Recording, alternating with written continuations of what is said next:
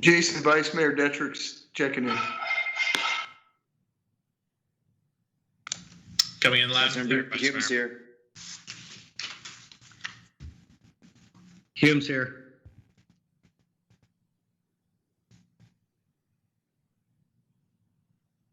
Councilmember Soon's here.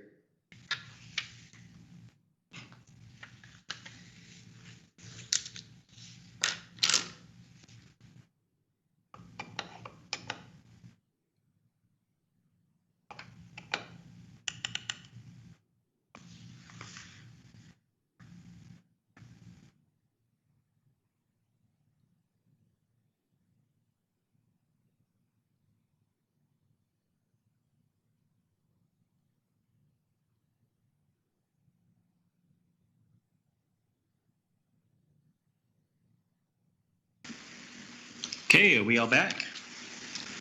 Yes, indeed, Mayor Lee. We do have all members back, just with that note that I believe Councilmember Wynn is going to be absent this evening. So. Okay. So the City Council will be adjourning from a closed session, and I'd like to adjourn the special meeting of the City Council at 6:16 p.m. And I would like to call to order the Elk Grove City Council regular meeting on Wednesday, June the 24th at 6:16 p.m. Mr. Clerk. Consistent with Executive Order N-29-20 and Executive Order N-35-20 by the Governor of the State of California, this meeting will be conducted by a teleconference only. The meeting location will be the City Council chamber, but it will not be open to the public. And thank you, Mayor Lee. This meeting of the Elk Grove City Council will be replayed on Metro Cable Channel 14 on Friday, June 26th at 1 p.m. and Sunday, June 28th at 6 p.m. It is being closed captioned. It will be webcast at sacmetrocable.tv.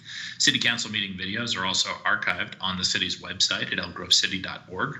For members of the participating audience, when they call in, or for any of our staff or the council, as you call into the teleconference environment, just be sure that you keep personal electronic devices on mute mode or in a mute position when you're not speaking, and just to keep those devices and any other devices too that could be in the room when you're using when you're talking through one set of microphones. Sometimes they pick up. If you can keep those all on silent mode during the meeting or on mute when you're not speaking.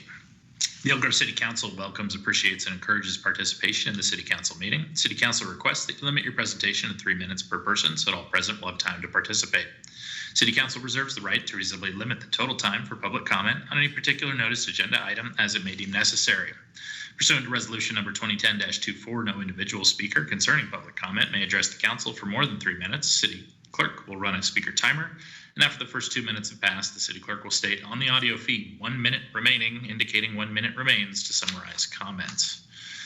With that, that's the with the call to order conducted, Mayor. We're ready for the roll call if you are so ready. Mr. Clerk, just for the record, there is nothing to report from closed session, and if you could go ahead and roll call. Affirmative. So, and with that, we'll move into the roll call. I will note that Councilmember Wynn is absent. Councilmember Hume. Here. Councilmember Suen. Here.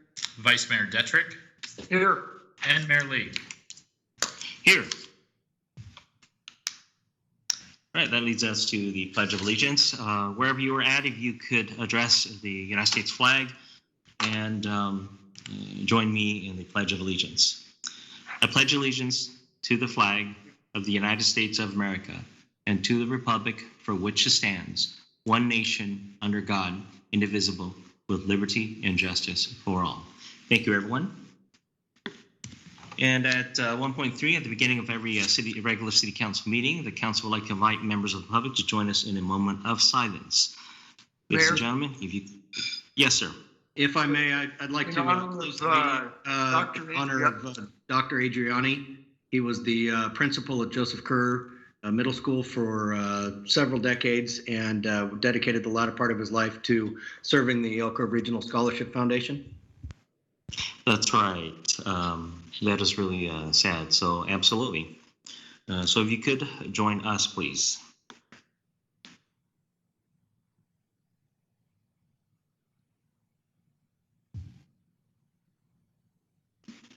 Thank you very much. Let's move to the next item. Take us to section 2, approval of the agenda. Okay, I have an agenda. Is there a motion? So moved. Move approval. Got a motion second. Second. Do we need a roll call? And we will be going through a roll call vote. I appreciate that, Mayor Lee, for all of our teleconference votes that we do conduct. We will be going through on a teleconference and audio roll or out loud roll call. So again, I will note that Councilmember Nguyen is absent. That will take us to Councilmember Hume, Aye. Councilmember Suen, Aye. Vice Mayor Detrick, Yes. and Mayor Lee. Yes. And let's move to the next item. We will be skipping ahead as there are no items on section 3 of the closed session, and likewise under section 4, our presentations and announcements, we do not have any presentation items on the regular calendar. That will be taking us to section 5, our public comment. Participating members of the viewing audience may comment on any item not on the agenda that is of interest to the public and within the subject matter jurisdiction of the City Council. Each person will be allowed 3 minutes or less if a large number of requests are received on a particular subject. City Council cannot take action on non-agendized items raised under public comment until the matter has been specifically included on an agenda as an action item. Members of the public desiring a response to a specific question are encouraged to contact any member of the council or the city manager at any time. Those participating members who wish to address a specific agendized item are encouraged to offer their public comments during consideration of that item. Mayor, Vice Mayor, and council members, did want to summarize those comments that we have received under general public comment. Prior to the meeting, what we have received are 5 written comments that have come in, and those were circulated to the full City Council and staff. What I also have are 4 individuals who have asked to call in this evening to provide their public comments. One individual in particular is Mr. Mark Graham, and what he offered is that he did submit a video to the June 10th meeting. It is a clip of, I believe it's the November 28th, 2018 special meeting that was on small cell telecommunications. And what he asked is that in lieu or in place of his comments that he would call in with, he was asking the council consideration to play the video that he submitted. And it's approximately 3 minutes in length. I think it goes just a little bit longer, but he was asking if that could be played in place of him calling in for his comments. But I leave that with the 5 written comments, the submitted video, and then we have 4 callers. And I believe we have the first caller queued up in order to proceed with public comment. All right, let's go ahead and get started. So with that, our first caller is, I believe, Linda Vu, and please, if I pronounce names incorrectly, please let me know. But I'll be kind of just coaching through and seeing if staff has Linda Vu pulled up for her comments. We do, Jason. Ms. Vu, you can go ahead now with your public comment. You have 3 minutes. Hi. Thank you for allowing me to speak. My name is Linda Vu, and I wanted to make a public comment just to remind all the elected officials as voters, we have First Amendment right, and that should not be, and we should not be silenced for our words. Particularly, I wanted to address so-called Elk Grove Mayor Steve Lee. I received a text threatening me because some of the words that I stated about you on my Facebook, and that I want everyone else working with you to know that that is not acceptable. That is not acceptable for a mayor to send people to threaten voters when they have a concern. My concern was that you were irresponsible, you were callous when you assumed that the protester, part of Black Lives Matter, set a fire to a local small business. Now, instead of being a leader and taking ownership and accountability for your work, you decided to delete it and create false follow-up saying that you support Black Lives Matter, which I know you do not, because had you really support Black Lives Matter, you would have acknowledged your mistake, corrected it. But instead, you choose to threaten me, send people to threaten me, and I decided to share my story, and you choose to go after those people who decided to share my story. And that is unacceptable as a mayor, and shame on you.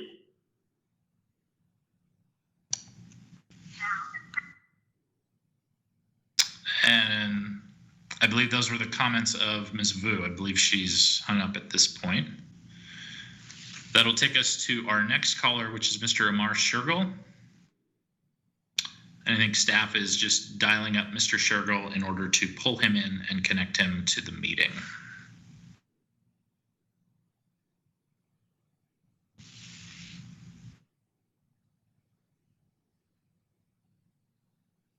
And I think, as I mentioned last time, the way we have facilities set up over here at City Hall, I can somewhat hear through the walls in order to hear that connections are being made on the phone. But I'll let staff let us know when we've made the connection in order to pull a caller in.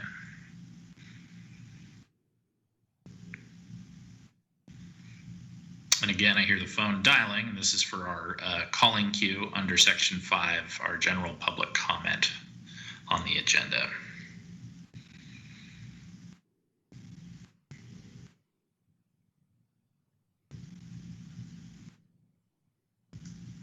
Jason, I'm not able to reach the second caller at this time, so I'm going to go ahead and move on to Mark Graham, if that's okay, and then we can try back again. All right. Thank you, Nicole. I appreciate that. Okay. So we will try calling Mr. Shergill again as we get towards the end, though we don't have a lot of callers lined up. And what we will be doing is reaching out to Mr. Mark Graham under our Section 5 general public comment. Jason, do you need direction as far as allowing them to play the video versus provide comment?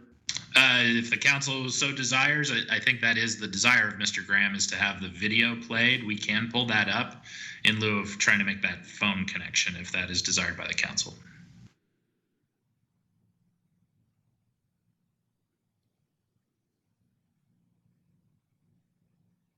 And I think we're just getting Mr. Mark Graham on the phone. He may have some words to that effect.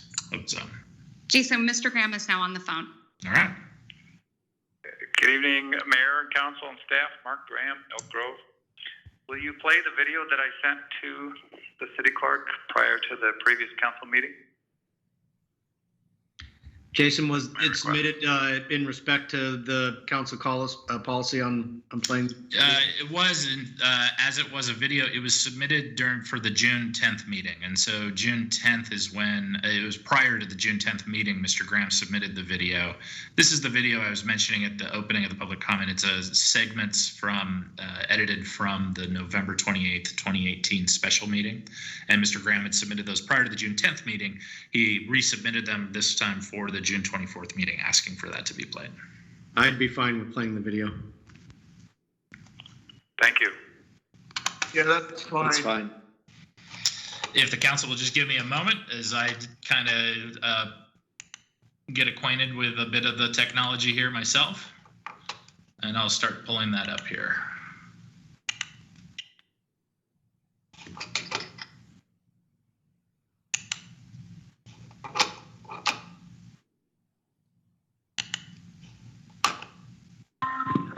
This is Steve. This is just my backup.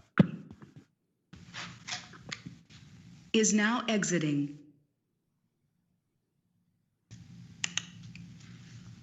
And pardon me, council, I'm just having a little bit of a problem with my windows, but I should be able to get these pulled up here. Hold on. It's not the American flag that Mr. Graham put forward. Here we go. As the carriers are using these in smaller and smaller vicinities, smaller and smaller locations, they've got a variety of antenna designs available. This is just a set of sketches of what the patterns look like from directional antennas if you're looking down on them from the top. So we'll talk about the bottom picture in just a moment. But across the top, if you have an antenna that is just a single pole, as you look down on it from the top, it doesn't have any directionality. It sends the energy equally out in all directions. That's the one on the left, an omnidirectional antenna. That means that whoever is using that is sending the energy out in all directions, and maybe they don't want to send it in all directions. Maybe they just want to send it in a few directions. On the far right is the single. So that's just a single antenna. It's got some physical width to it in order to focus the energy down in a certain direction. And they might put this if they're going to serve down a street or into a park area where people congregate. They will, in order to serve those people, they'll focus it just in one direction. There are two different bi-directional antennas listed there. Sometimes they go up and down the street. More popular or more frequently used is the bi-directional antenna. If you notice, the tri-directional sends it out in three directions. Along a street front, with a light pole in front of the street, they'll often put in essentially a tri-antenna, but only operate 2 of the sectors, so that it's going a little bit away from the buildings that it's in front of and going up and down the street. Very common implementation. So it's actually a tri-directional antenna with one of the directions not being used. You talk about an omnidirectional, that basically as you constrain down the directions of that radio signal, you increase its coverage or its distance. Is that a correct? That's correct. Interpretation? For the same amount of power in the box on the side of the pole, if you have an omnidirectional antenna, it's going to spread it out all the way around.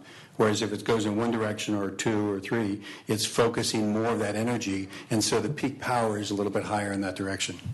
Okay. Than it would be if it were an omni. And so to use your sprinkler analogy, I would assume that most of the antennas interior to a populated area would probably be omnidirectional. Is that a safe?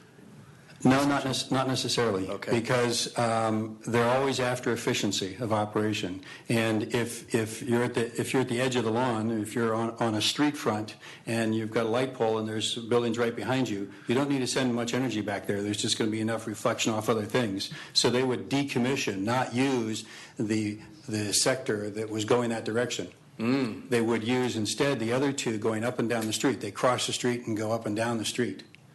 And that's a very typical installation. So they could use omnis, but in order to be more efficient, they'd prefer to go up and down the street. Okay. And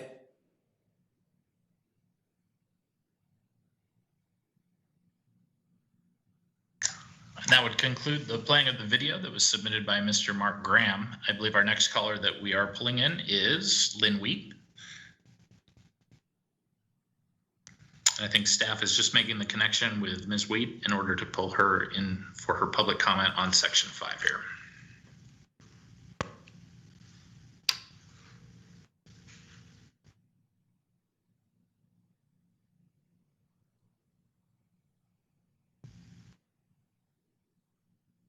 I hear the phone call. I think we're making contact, and now it's just a matter of patching her into the meeting.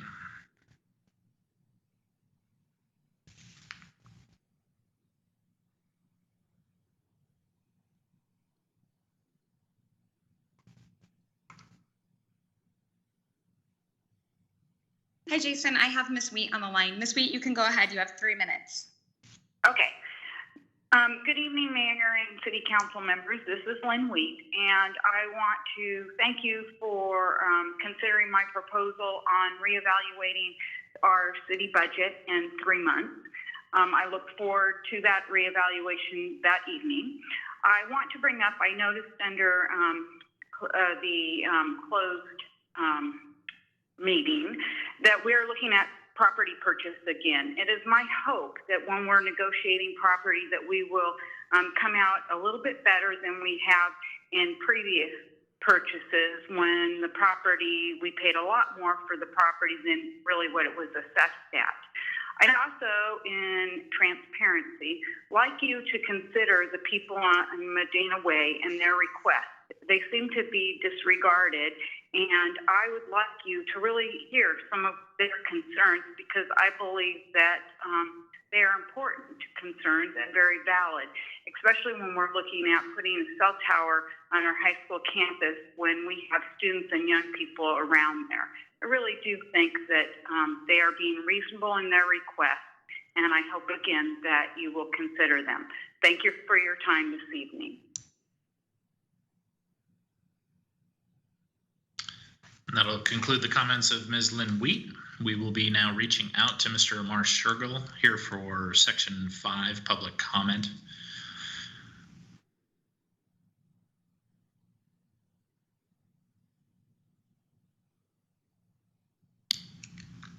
I think we're reaching out again with the calling out to Mr. Shergill.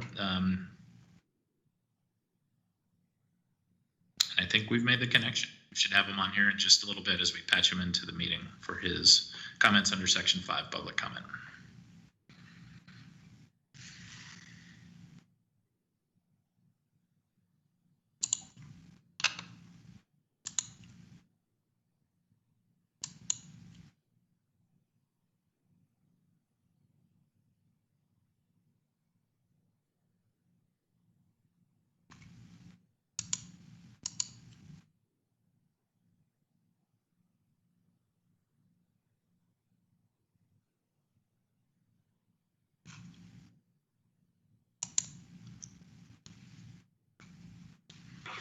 And I think we have the connection. Yep, we're ready. Go ahead, Mr. Sherhill. Hello, can everybody hear me okay? You're coming through loud and clear. Great. I had asked for a letter to be read into the record by city staff before I speak. If it was read in, I missed it. I just haven't heard it yet. It was a letter from a number of civic organizations to the council.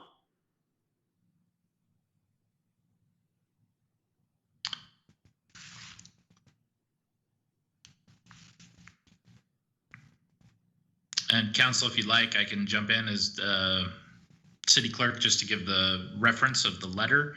That would have been one of the written comments that was submitted by Mr. Shergill. I believe it was submitted for both the June 10th meeting and for the June 24th meeting. And that was circulated around to the full council and city staff.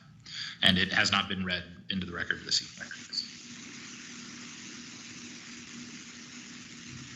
So, Mr. Clerk, if there is a consensus of the council, I'd like to support it to be read for the record.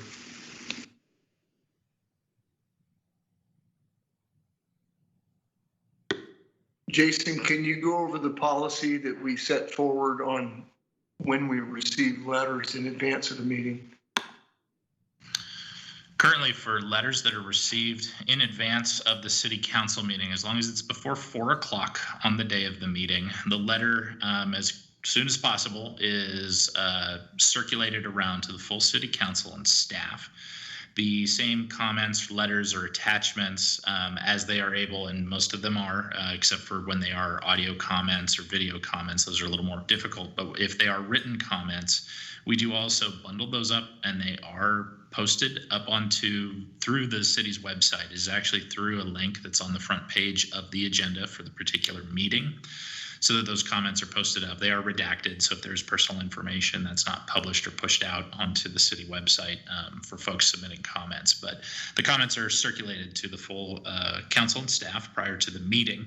And as we go into the meeting sequence with all those comments, if they have been previously submitted, I give a quick summary of those before each of the items that we move through. And then it's from the direction of the city council. If any of those items are desired to be read into the record, city clerk can pull those up and I can read those into the record as directed by council. I've personally read it. I don't need to have it read to me again.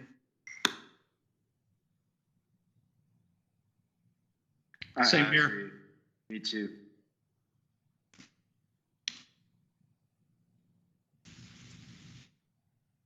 With that, we still have Mr. Shergill on the line. And so, Mr. Shergill, just to give you a sense, we've just tipped in. It's about 2 minutes, 45 seconds on the speaker timer, but I would hand over the floor, Mr. Shergill, if you'd like to continue with your public comments. Just to be clear, there's a letter from a number of civic organizations that was requested to be read so that the public could hear it. And it's my understanding that the council is refusing to have the public hear this letter. Is that right?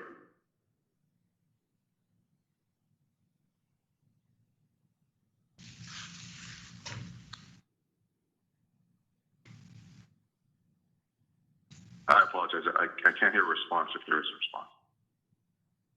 Mr. Shergill, you have your public comment time. So I think we've got a clock that is running. And so if, I think if there's questions or comments, those can be addressed, but you've got your time for your public comment right now. Thank you, Mr. Clerk. And Mr. Shergill, if you can just go ahead and make your statement, or if you like, if you want to go ahead and read that, that's fine. You have your 3 minutes. So, more than a month ago, the council presented an award to a local website chat room operator. And after that, the council brought it forward for ratification, giving this award to the website operator. I take no position as to whether that's appropriate to give it to that operator or not. And I called today regarding the process. A letter was written to council on June 10th by the NAACP, LULAC, which is the Latinx organization, and the Council on American Islamic Relations, Punjabi organizations, African American organizations, and the letter was ignored by the council. It hasn't been read. I've asked again today so that the public can hear this letter. The letter states essentially that the award, when it was given, there were a number of public comments stating that the awardee, that they had concerns regarding his bullying and racism on the site. And the council, rather than address those concerns at the time, just ignored the concerns and went ahead and gave the award anyway.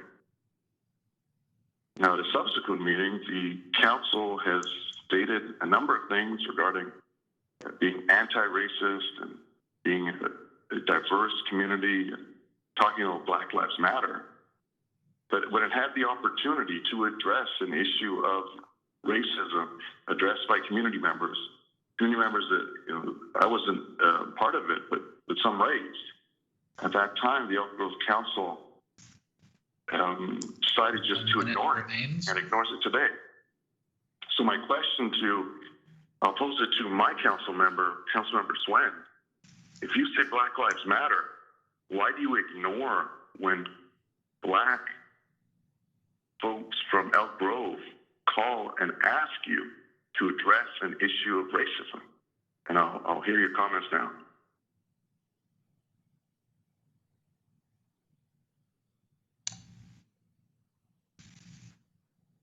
And I'll note it silent because although you say Black Lives Matter, when issues of racism are presented before you, you remain silent.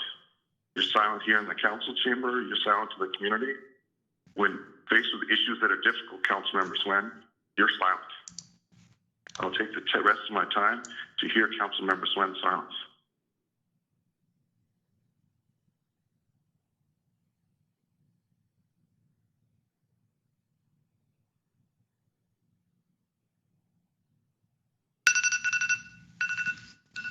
Okay, let's move on, please. That will take us on to Section 6, General Administration Information. Is there any other public members of public sign up to speak before we move on? Sorry, Mayor. Just kind of checking my comms, and okay. That was the last of our speakers, and I don't have any other requests to sign up to speak in my systems. So that would take us on now to Section 6, our General Administration Information. All right, thank you. Okay, good evening, Mr. Mayor, members of the City Council. This is Jason Behrman, City Manager. A few items to report on. First of all, in light of COVID-19 impacts to local businesses, the city is poised to launch a new Why Buy Local campaign. It's a campaign to encourage residents to shop local and support Elk Grove's economic recovery. Look for a rollout of a variety of print, digital, and social media materials showcasing local businesses in early July. The city was notified last week that we received a $200,000 grant from the Caltrans Sustainable Transportation Planning Grant Program for the Laguna Creek Interregional Trail Master Plan. Completion of the master plan will provide new opportunities to close gaps within the existing Laguna Creek Trail and connect our community with public transportation and the City of Sacramento's existing and proposed trail network. Elk Grove's Bicycle, Pedestrian Trails Master Plan is in the process of being updated, and community outreach is currently underway. The plan is intended to develop a network of streets, trails, and paths that make bicycling and walking safer, more comfortable, and convenient for everyone. Nearly 30 community members participated in a virtual open house yesterday, and a similar open house is scheduled tomorrow at 5:30 p.m. Details and registration information is available on the city's website. We're pleased to announce that the Aquatic Center at District 56 will open before Independence Day. CSD is now accepting pre-registration for Rec Swim with special hours July 3rd through 5th and regular hours beginning on July 10th. COVID-19 protocols will limit the number of guests allowed in the facility. Residents must pre-register for Rec Swim sessions on the CSD's website. Other aquatics programming such as swim lessons and classes will open in a later phase. Elk Grove's annual July 4th festivities at Elk Grove Park have been canceled, but not the fireworks. This year's Sky Concert will begin at 9:40 p.m. near the center of the city, featuring larger shelves, higher displays, and greater visibility for many neighborhoods in Elk Grove. State and county public health guidelines still prohibit large gatherings, so we're inviting residents to step outside, tune in to 93.7 The River for the fireworks soundtrack, or watch the live broadcast on ABC 10 beginning at 9:30. Details are available on the city's website. And speaking of fireworks, as we approach 4th of July weekend, Elk Grove's Fireworks Task Force is encouraging residents to download a new mobile app to report the sale or use of illegal fireworks in the city. The NALEM app is a free smartphone application that allows users to take pictures of the sale and or use of illegal fireworks and email those photos with their GPS coordinates to Elk Grove responders to investigate or issue a warning or a citation. NALEM can be downloaded at iTunes or the Google Play App Store. The Elk Grove community dates back to 1850, but we weren't officially a city until July 1st, 2000. Elk Grove turns 20 next Wednesday. Our latest city newsletter includes a special article written by Elizabeth Pinkerton about the history of our corporation, and we'll be marking the milestone with a special post on our social media channels and adding some other festive elements to our operation throughout the month of July. Also, in accordance with city holidays, City Hall will be closed on Friday, July 3rd in observance of Independence Day. Just a few quick items to note on COVID-19. On June 19th, Sacramento County Public Health Officer did issue some more recent guidelines allowing for the phased reopening of things like nail salons, tattoo parlors, massage parlors, body art piercing, etc. Also, shortly after that, Governor came out with new guidelines about wearing masks in public. We've seen a pretty substantial spike in COVID-19 cases in the city of Elk Grove and also in the county and throughout the state, including increased number of hospitalizations and ICUs. So staff and the city encourages our residents to continue to do everything they can to reduce the rates of infection within our community, and that means social distancing, wearing of masks, and other things that will protect our community and our residents from this virus. A couple other COVID-19 things that we've mentioned in the past, but just quick updates. One is the city's distribution of masks to local businesses for help in their reopening in compliance with state and county guidelines. We've distributed to date 21,000 masks to local Elk Grove businesses to assist. Also, our Elk Grove Great Plates Delivered program continues to be a great success. There are currently 369 seniors and 12 restaurants participating in the program. More than 35,000 meals have been delivered to seniors in need since the program's launch. As of June 22nd, Great Plates has invested more than $570,000 in our local restaurants. The program currently is scheduled to run out on July 10th. And that concludes my report. I'm happy to answer any questions the council might have. Are there any questions? Hearing that there are no questions, let's go ahead and move on. That'll take us to section 7, council comments, reports, and future agenda items. Okay, let's start off with Councilmember Hume. Thank you, Mayor. The Thursday following the last council meeting, we had the Sacramento Transportation Authority meeting where we voted to put forward the prioritized list of projects for the competitive round of SB 1 funding, the local partnership program. And unfortunately, Elk Grove's specific project did not rank high on that list. And so our chances of getting that grant funding are probably low, but we will continue to advocate for it nonetheless. Other than that, I have a San Joaquin, or excuse me, a connector, Southeast Connector Joint Powers Authority meeting this Friday, and that's all I have. Thank you. Thank you. Let's go ahead and move to Councilmember Sun. Thank you, Mayor. Yeah, as Councilmember Hume mentioned, we had the STA meeting last week, and then or the previous week, and then recently we, since our last meeting, I had a SACOG board meeting where I'm very proud to say the board formed a working group on race, equity, and inclusion. We all recognize the senseless and violent killings of George Floyd, Breonna Taylor, and so many other members in the Black community, and all of us, are devastated by that and similar actions. We all believe Black Lives Matter, and very happy to form that working group. That's it, really, with everybody, the COVID issue still in the front of mind. Just want to wish everybody to stay safe and healthy. Thanks. Thank you, sir. Vice Mayor Detrick. Thank you, Mayor. At the Sacramento Cable Commission meeting last week, and happy to say that we're going to get a little more than was originally forecasted. Where it's a $1.1 million City of Elk Grove share of the franchise fees. And then one of the other items that we always do at the June meeting is selection of the board. And I was nominated and unanimously voted as the chair of the 2020-2021 board, even though my term will end at the end of this year. That's it. Congratulations. Thank you. Sanitation was canceled today, and then I have air quality tomorrow. But pretty much a lot of Zoom meetings, and I'll waive the remainder of my report. So let's go ahead and move on. That'll take us on to Section 8, the consent calendar items. Mr. Mayor, I had a question on one of the items. Go ahead. Thank you. On item 8.20, which is the waiving of competitive bidding for the vendors for the animal services, the animal shelter.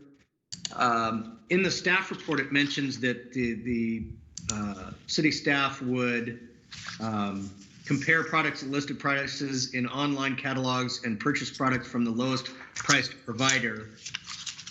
However, in the resolution, it calls out that that's kind of a best practice, but it doesn't necessarily that is something that will be followed to the letter. Is that like a guideline, or is that more or less that everything will be weighed for its competitiveness from each of those 3 pre-approved vendors?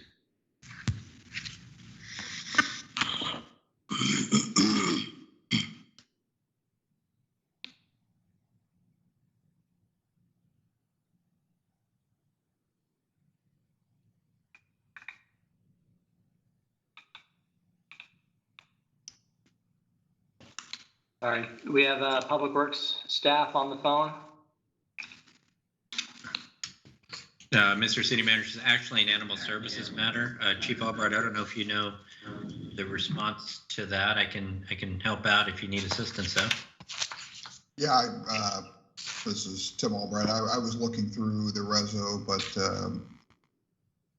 John, if you have a little bit more insight, feel free. Chief Albright, Councilmember Hume, let me see if I can address your question. It is, to use your terminology, essentially a guideline. What this is intended to do is, because animal services will pretty regularly need to buy small items, cotton, supplies, other sorts of things for the animals, that they didn't want to have to bid those out for every little small item. They will obviously take into account the public fisc and try to get the best deal that they can, but sometimes they might end up spending a little bit more on one product and less on the other. So what this is designed to do is give them that flexibility. So it's not a mandate that they will necessarily always go with the lowest price for a particular item. It's kind of a best practices and kind of a holistic view of what's in the best interest of the animal shelter, the animals, and what gets staff what they need. And thank you, John, for that. I appreciate. I'm not trying to get into the weeds too much procedurally. I guess I'm trying to assess what the exposure is, given that this is waiving the aggregate expenditure amount of $50,000. Well, it would certainly be constrained by the budget. That's a mechanism to make sure that we don't spend more than we're authorized. So I wouldn't be able to spend more than what might otherwise be budgeted. So there's some constraints there. And frankly, it just comes down to good management with the management staff to make sure that we're getting the best value for really anything that we're buying, including veterinary supplies. Very good. My question has been answered. With that, I would move consent if there's no public comment. Thank you. Thank you. Okay, let's go ahead and open for public comment. Mr. Clerk, is there anyone to sign up from public to speak? I had no signups for speaking on the consent calendar items, and looking over my comms, I don't have anyone signed up or requesting to speak on this item. Okay, let's go ahead and close public comment. And we have a motion. Is there a second? Second. I'll second.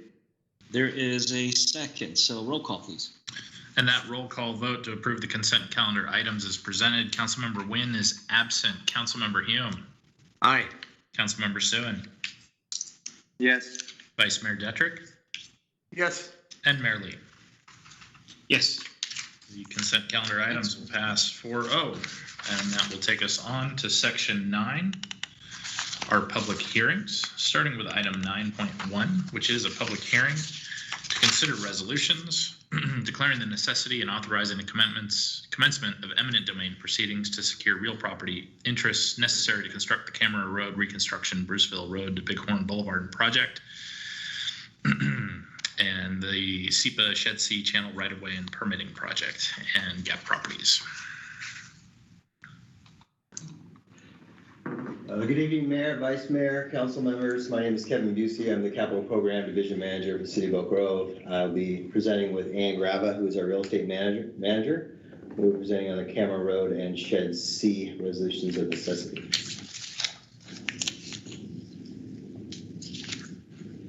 So I'm going to start out with an overview of Camera Road. We will be reconstructing and realigning 1 mile of existing 2-lane Camera Road from Bruceville to McMillan Road, shown in red. That will improve the overall safety and correct existing operational deficiencies. It is on the ultimate alignment, and it will start construction in spring of 2021, and the project is locally funded. The existing road is an undivided road with narrow lanes, minimal shoulders, and it's fairly poor pavement condition. And with the new project, we'll be upgrading the road there'll be a divided facility with standard lane and shoulder widths. It'll accommodate all the drainage needs and also have recoverable slopes. It'll support planned development in the Southeast Policy area. It'll provide east-west evacuation route above the 100-year floodplain, and it'll improve overall agricultural access due to the wider shoulders and in some locations a 2-way left turn lane due to instead of a median. So the Camera Road project, we had a variety, looked at a few alignments, but some of those were ultimately not chosen due to feedback from property owners, minimizing impacts to wetlands and farmlands, making sure we were consistent with the general plan, the city and the county's general plan, and the South Sacramento Habitat Conservation Plan. We ultimately determined to keep the general alignment of Camera Road. The alignment is most compatible with the greatest public good and least private injury when considering impacts on both the north and south side of Camera Road and correcting and straightening an existing angle break at McMillan Road. The Camera Road project is designed to accommodate planned development in the Southeast Policy area and the city's general plan. So now I'm going to talk a little bit about Shed C. This is an overview of the Shed C project. It is identified in the Southeast Policy Area Specific Plan. It will provide detention basins and channel improvements to convey the 10 and the 100-year rain events. Regulatory permits for Shed C were achieved in 2019. The west reach of Shed C is actually in construction. That is shown in magenta. And the middle reach of Shed C is shown in green and is ready for construction once property interests are acquired.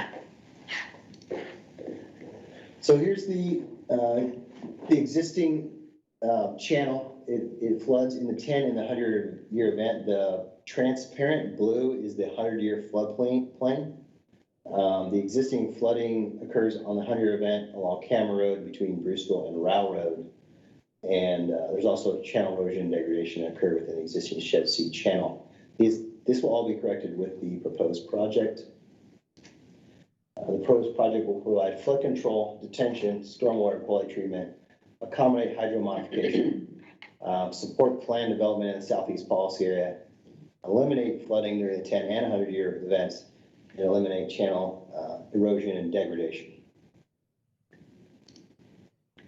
The Shed C channel project is designed to accommodate general plan development in the Southeast Policy area and support the city's general plan. We determined to keep the existing general alignment of Shed C, which provides the greatest public good and least private injury. And with that, I'm going to turn the rest of the presentation over to Ann Grava. Thank you, Kevin. Good evening, Mayor Lee, Vice Mayor, and members of the City Council. The purpose of the hearing tonight is to consider the adoption of the resolutions of necessity for the property interests required to construct the Camera Road project and the property interests required for the Shed C project. This hearing is not about compensation or value. It is about providing authority to proceed to eminent domain. This evening's hearing is a necessary step to ensure the possession and acquisition of those real property interests required for the projects. 2 of the 4 properties required to construct this phase of the Camera Road project are also impacted by the mid-reach of the Shed C channel. Kevin provided the history and overview of the projects, along with describing the public need and necessity for you to consider tonight. There are 4 key elements for council to consider before adopting the resolutions of necessity. First, the public interest and necessity require the Camera Road reconstruction project and said C project. Second, the proposed projects are planned to be the most compatible with the greatest public good and the least private injury. Third, the real property interests identified in the resolutions are necessary for the projects. Fourth, the city has made offers to the property owners in compliance with Government Code 7267.2. The Phase 2 camera project requires the acquisition of real property interests from 4 property owners: DeWitt Farms, the Valines, the Peschels, and the Shergles. As you can see on the slide, the Valine property and the Peschel property are also impacted by the mid-reach of the Shed C channel. Next slide. I'd like to give you an overview of the acquisition process. Prior to sending notices to the property owners advising them the City Council has made a decision to appraise the property for the property interests required for the projects, real estate staff and design team staff met with the owners to provide an overview of the projects and understand the current use of their property and the impacts of the proposed acquisitions they have. After the notice of decision to appraise letter is mailed to the property owner, the appraiser reached out to the owner to schedule an appraisal. Our notice and the appraiser encouraged the property owner to meet with the appraiser during the appraisal inspection in order to provide details about their property. The property interests required for the projects are then appraised by the independent licensed appraiser. Once the appraisal is received by the city, it is reviewed by staff and an offer in accordance with Government Code 7267.2 is prepared and made to the owners. The offer is the full amount of the appraised value and includes a notice that the property owner can obtain a second appraisal, and the city will reimburse them up to $5,000 for the cost of the second appraisal commissioned by them. Negotiations and outreach with the property owners have been ongoing since making the offers. We have advised the Valines, Peschels, and the Shergles that they are currently obtaining an appraisal. The DeWitts also obtained a second appraisal and have provided their appraisal to the city. There are 3 properties subject to tonight's resolutions of necessity. The Valine property reflected as 1, the Peschel property number 2, and the Shergel property number 3.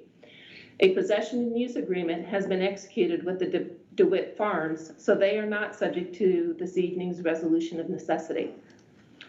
At this time, I'd like to discuss each property subject to the resolution of necessity in a bit more detail.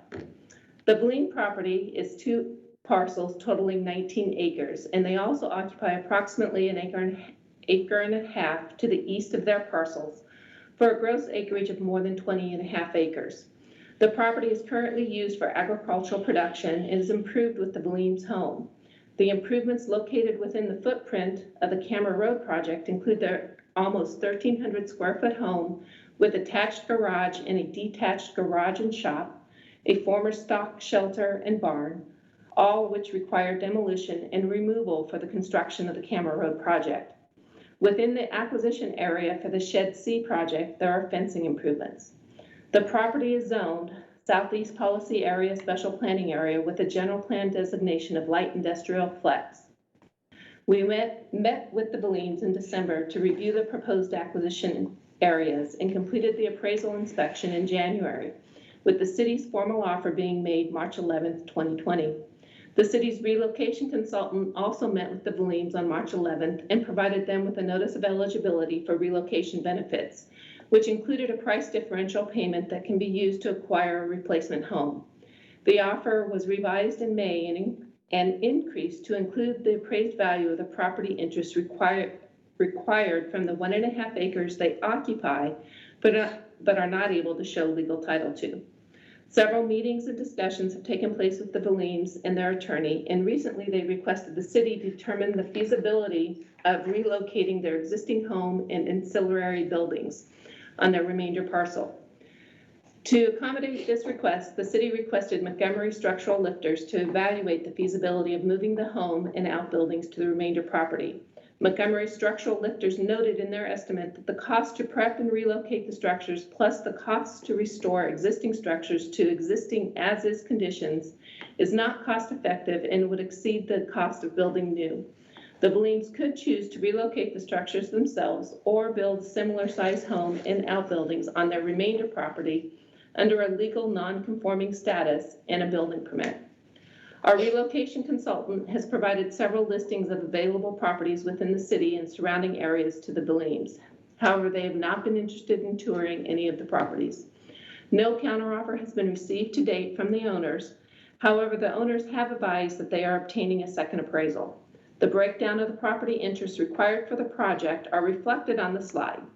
In summary, the city will be perfecting existing Camera Road and fee and requires an additional 1.957 acres for the construction of the Camera Road project and 4.465 acres for the mid-reach of the Shed Sea Channel, which includes the small uneconomic remainder. The Peschels property is a 30 gross acre agricultural property, which is improved with an approximately 1,200 square foot home and detached garage. The home and detached garage are impacted by the Camera Road project and are required to be demolished and removed for the construction of the road improvements. The Peschels leased the home site of approximately 1.5 acres of land for horses. As of June 4th, the tenant and their horses have been successfully relocated. The home site is now vacant, and the city and the owner have entered into an agreement to pay the lost rent and hold the home site vacant until a settlement can be reached for the necessary property rights for the projects. The property is zoned Southeast Policy Area Special Planning Area with a general plan designation of light industrial flex space. The Peschels did provide a counteroffer to the city. However, it was significantly higher than the appraised market value. In response, the city provided a counteroffer. However, the Peschels declined the offer and are obtaining their own appraisal. The breakdown of the property interests required for the project are reflected on the slide. In summary, the city will perfect existing Camera Road and fee and require an additional 2.779 acres for the construction of the Camera Road project and 0.455 acres for the mid-reach of the Shed Sea Channel. The Shergill property is a 30 gross acre agricultural property which is improved with their home of approximately 5,000 square feet. The Camera Road project does not impact their home as their home is set back more than 300 feet from the road. The Shergills lease the majority of their property for irrigated pasture and raising horses. There are equestrian-related improvements within the acquisition area, including pipe fencing panels forming an uncovered arena, 2 round pens, a paddock with shelter, a rice storage area, a covered wash rack for grooming horses. The paddock, shelter, covered wash rack, and rice hall storage will be removed during the project construction, and the pipe fencing panels and round pens and paddock fencing will need to be relocated to a different area of the property. The property is zoned Southeast Policy Area Special Planning Area with a general plan designation of both commercial and flex space. In April of 2019, the design team and real estate staff met with them to review the project prior to the staking of the property and appraising it. Since the initial appraisal inspection in May of 2019, the city's project survey identified an access road that is used by the adjacent owner, Peschel, to be fully located on the Shergill property with no recorded easement. Additionally, the project survey identified the 1.5 acre gap of the ownership that the Bleens occupied. The city desired to move forward with the acquisition of the property interests required for the Phase 1 project from the Shergills and chose not to offer to acquire that portion of the property encumbered with Peschel's access road. The city's first offer was made to the Shergills in November of 2019. Since then, the city completed a second appraisal, which included that portion of the property encumbered with the Peschel's access road, and for all of the property interests required from their parcel for the Camera Road project, and provided a revised offer in April of 2020 that was supported by the appraisal for those property interests. No counter offer has been received from the Shergills, and they have recently advised they are obtaining a second appraisal. The breakdown of the property interests required for the project are reflected on the slide. In summary, the city will be perfecting the existing Camera Road in fee and require an additional 2.466 acres for the construction of the Camera Road project. Just in review of the CEQA and planning approvals pursuant to California Environmental Quality Control Act, on December 14, 2018, the Connector A1-A2 Camera Road project approved the mitigated negative declaration and adoption of a mitigation monitoring and reporting program. And on July 9, 2014, the Southeast Policy Area Special Planning Area Mitigation Monitoring and Reporting Program was adopted. Additionally, the City Planning Commission determined the projects and acquisitions are consistent with the city's general plan and in compliance with California Government Code Section 65402A. In conclusion, possession of all of the property interests required for the Camera Road project are necessary for the city to proceed with the advertisement of the road project in January 2021, with construction starting in spring 2021. The west reach of the Shed C is currently being constructed by development, and environmental permits have been acquired by the city to allow developer construction of the mid-reach and east reach of the Shed C channel. Acquisition of the property interest for the mid-reach channel will allow development to continue with the construction of the Shed C channel. With the approval of the resolutions of necessity, the city will seek to obtain possession while continuing to negotiate with the owners. Staff recommends to council to adopt the resolutions of necessity for the Valine, Peschel, and Sherville properties for both the Camera Road project and the Shed C project. 2/3 vote of the full council is required for adoption of the resolutions of necessity. I'd like to open it up for any questions you may have. Members, are there any questions? Yeah, Mayor, question is either for you, Ann, or for Kevin. I tried to look in the exhibits in the staff report, and I can't see anything that shows the actual improvements relative to the take of the property. And so specifically, I'm asking about Valine, who their primary desire seems to be to somehow retain use of their home. Is there any way, in that cross-section diagram that you put up there, Kevin, you showed the recoverable slopes that seem to be a considerable, no maximum of 4-to-1 on either side. Would there be any way to stave off certain development of this? That's 36 feet potentially. Could we get to a situation where we would be able to upgrade the roadway and save some of the shoulder improvements until such time as the Valine no longer needed the use of their property? Does that question make sense?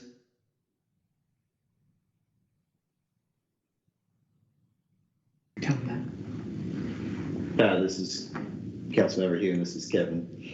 Yeah, the face of the house is, I believe, in the shoulder. Okay. Not traveled way. Okay. That answers my. Yeah. Thank you.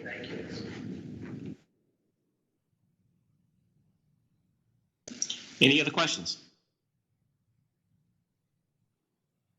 Hearing no other members requesting to ask any questions, I'm going to go ahead and declare the public hearing open and open for public comment.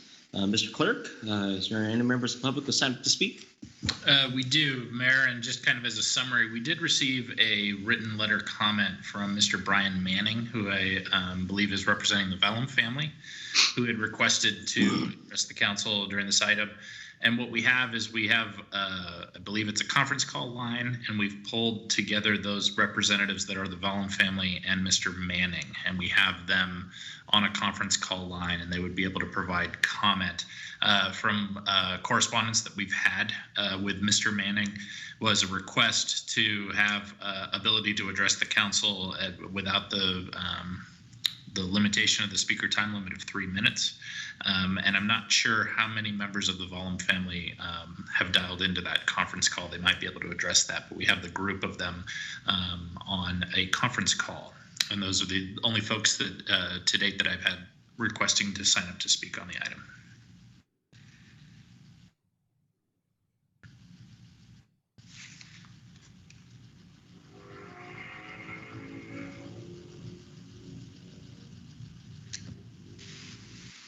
Jason, would you like me to patch the callers through?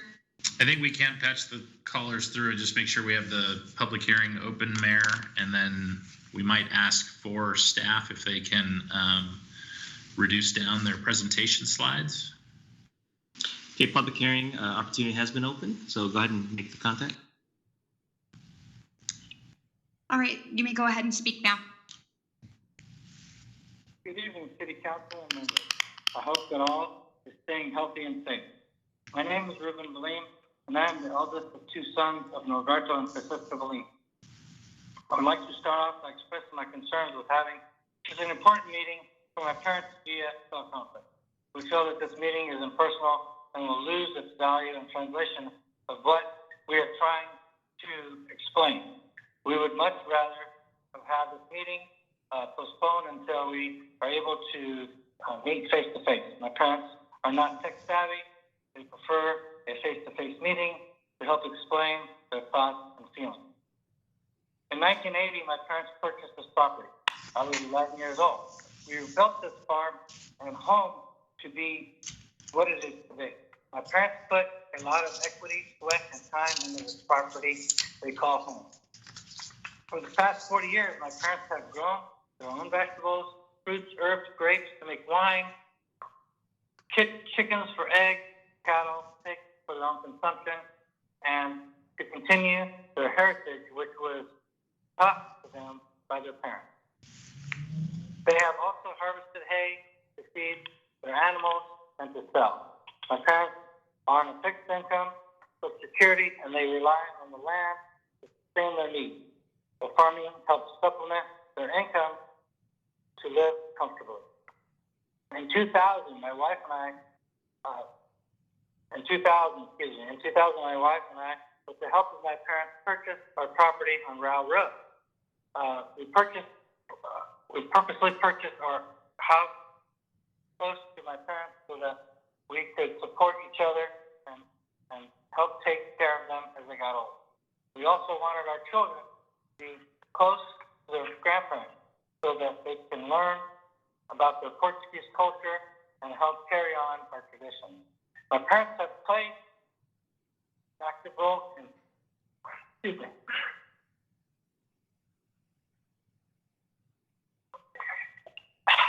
Bit emotional, sorry about that, and my children's upbringing.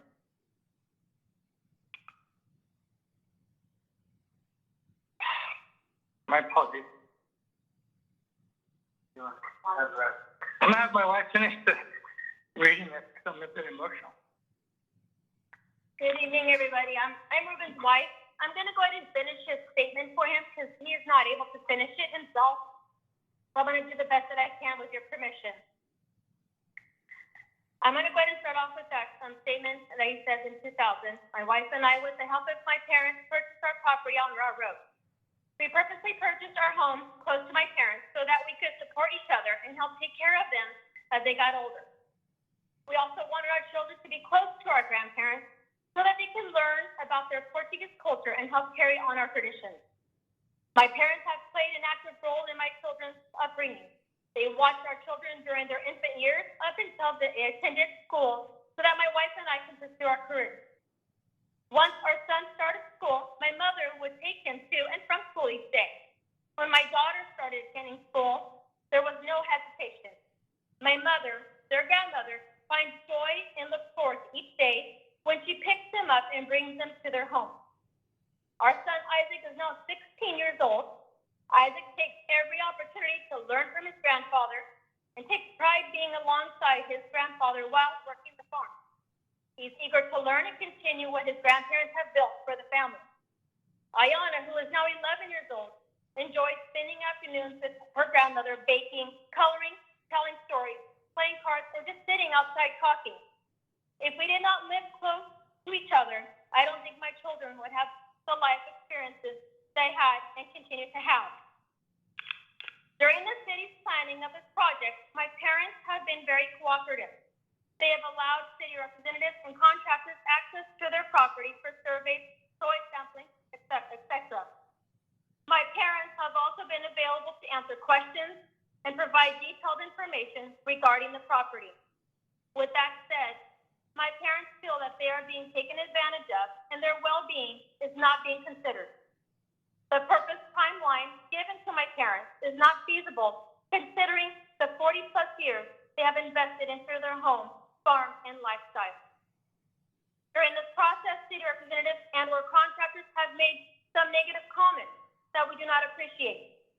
During a conversation regarding the current purchase offer with a city representative, a comment was made that my parents only purchased the property for X dollar amount. During a structural moving estimate meeting, the contractor made a comment that we should not cause friction, quote unquote, with the city of Elk Grove. Also during this structural moving meeting, the contractor stated that we needed to look at emotional value. The city representatives and/or contractors are there to provide a service. They are not there to share personal opinions. This process is already very stressful, and we would appreciate a little bit more professional courtesy moving forward. The potential property that my parents have seen by the city representatives have not been similar to what my parents currently own. They are smaller properties with less potential and are priced higher than what the city has currently offered. We have been actively looking for property that is suitable for my parents. Unfortunately, the places we have found need a lot of rebuilding and will have significant costs to provide them with a similar type of home that they currently own. My parents are getting older, and they don't need the stress of moving, starting over, being far from their children, and worrying about finances. We hope the city council members take our statements into consideration when deciding the future of my parents. Thank you for your time and patience.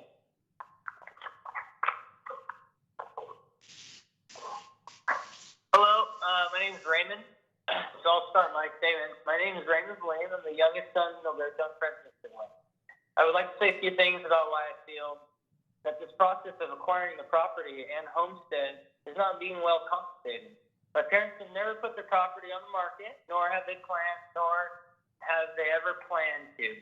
When the property was purchased in the early 80s, after immigrating to the United States, they put everything they had into it and have built their whole lives here. Having lived there for 40 years, we have celebrated countless holidays, birthdays, marriages, new life, and so many more special memories there. My parents have now come to the sad understanding that they possibly will not be able to end their days here on the homestead and pass it on to their two sons as they had always planned. They are willing to work with the city. However, the city of Elk Grove is not making the process realistic or easy for our family. I was born and raised in this community, and I've witnessed close friends being pushed out of this area. For quite a long time, Elk Grove was a large farming community, a strong dairy farm area. Most people these days would probably not be aware since there are so few farms surviving in Elk Grove. It is very upsetting that with such an emphasis on farm-to-fork lifestyle being pushed into the greater Sacramento area, that the farmers and country living are being pushed out and shut down. Where are the farms? Certainly not in Elk Grove anymore. My family is currently farming hay on the property, and we do not have any plans of stopping. The current operates separate our homes from our land, shops, and equipment, making it extremely difficult to added costs to our business and life. My parents have also created a large organic garden over many years of living here. They share these fruits and vegetables with family, my brother's family, and as well as friends and neighbors. One of over 15 fruits and vegetables, herbs, including grapes, rare grapes from our family's heritage that are here irreplaceable. It would take years and years to replace, plant, and grow to compare a garden and a new home. I have a 2-year-old daughter and a baby arriving in August that my parents also help take care of. Along with my niece and nephew, we live across the street and my brother's family a few houses down. Relocating my parents is altering all of our lives and an inconvenience. Through my parents' hard work and humble lifestyle, this property has been paid off for years, and we have yet to been presented with a home or property even comparable in price to replace what they have built and sacrificed into their home. I don't understand why there is not a compensation or value on all that we have worked so hard for and built in their lives. Thank you. That's all I have.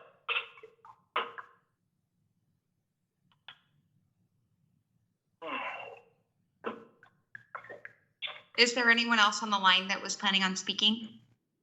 No. I think Brian Manning is also going to speak on our behalf, but okay. He thinks he's on his own line. Yeah, this is hi. Good evening. This is Brian Manning. I wasn't sure if the owners were going to talk, but I'm an attorney for the property owners, and I don't have much to add to what they just said, because what they said, I can't even come close to putting into words how they feel. But what I'm here to say is that the screenshot that was provided on the presentation of an overhead with some lines on it does not paint the picture. As I think you just heard, this property is a slice of heaven for these folks. They built it from the ground up with their bare hands. And I'm not giving you permission to adopt the resolution to take this property from them. That's going to be up to you on what you do. What I would like to make a point of, though, is that authorizing the adoption of a resolution of necessity is telling your council to go out and file a complaint in eminent domain, that they have that authority to go out and file a complaint in eminent domain to take the property. And as part of that, you would be authorizing them to then file a motion for possession of this property, which would seek court intervention to require the Villems to move. And I understand that they said that the property is necessary to put this out to bid. I don't see that as being an accurate statement. There are workarounds that are available, whether that's through the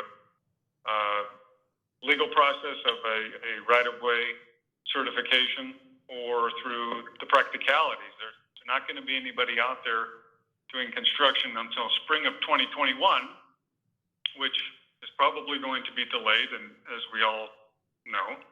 So I don't understand the need for adopting this resolution now, because finding a replacement property for these folks is not just it's not, okay, let's look in Laguna Ridge for something else that's similar to what this home is. This is something that they have, and it's, like I said, their slice of heaven. So I'm just bringing that to your attention as to what you're authorizing the attorneys to do. And then as far as Shed C, which is a separate issue, the taking for Camera Road will take out the property, take out the home.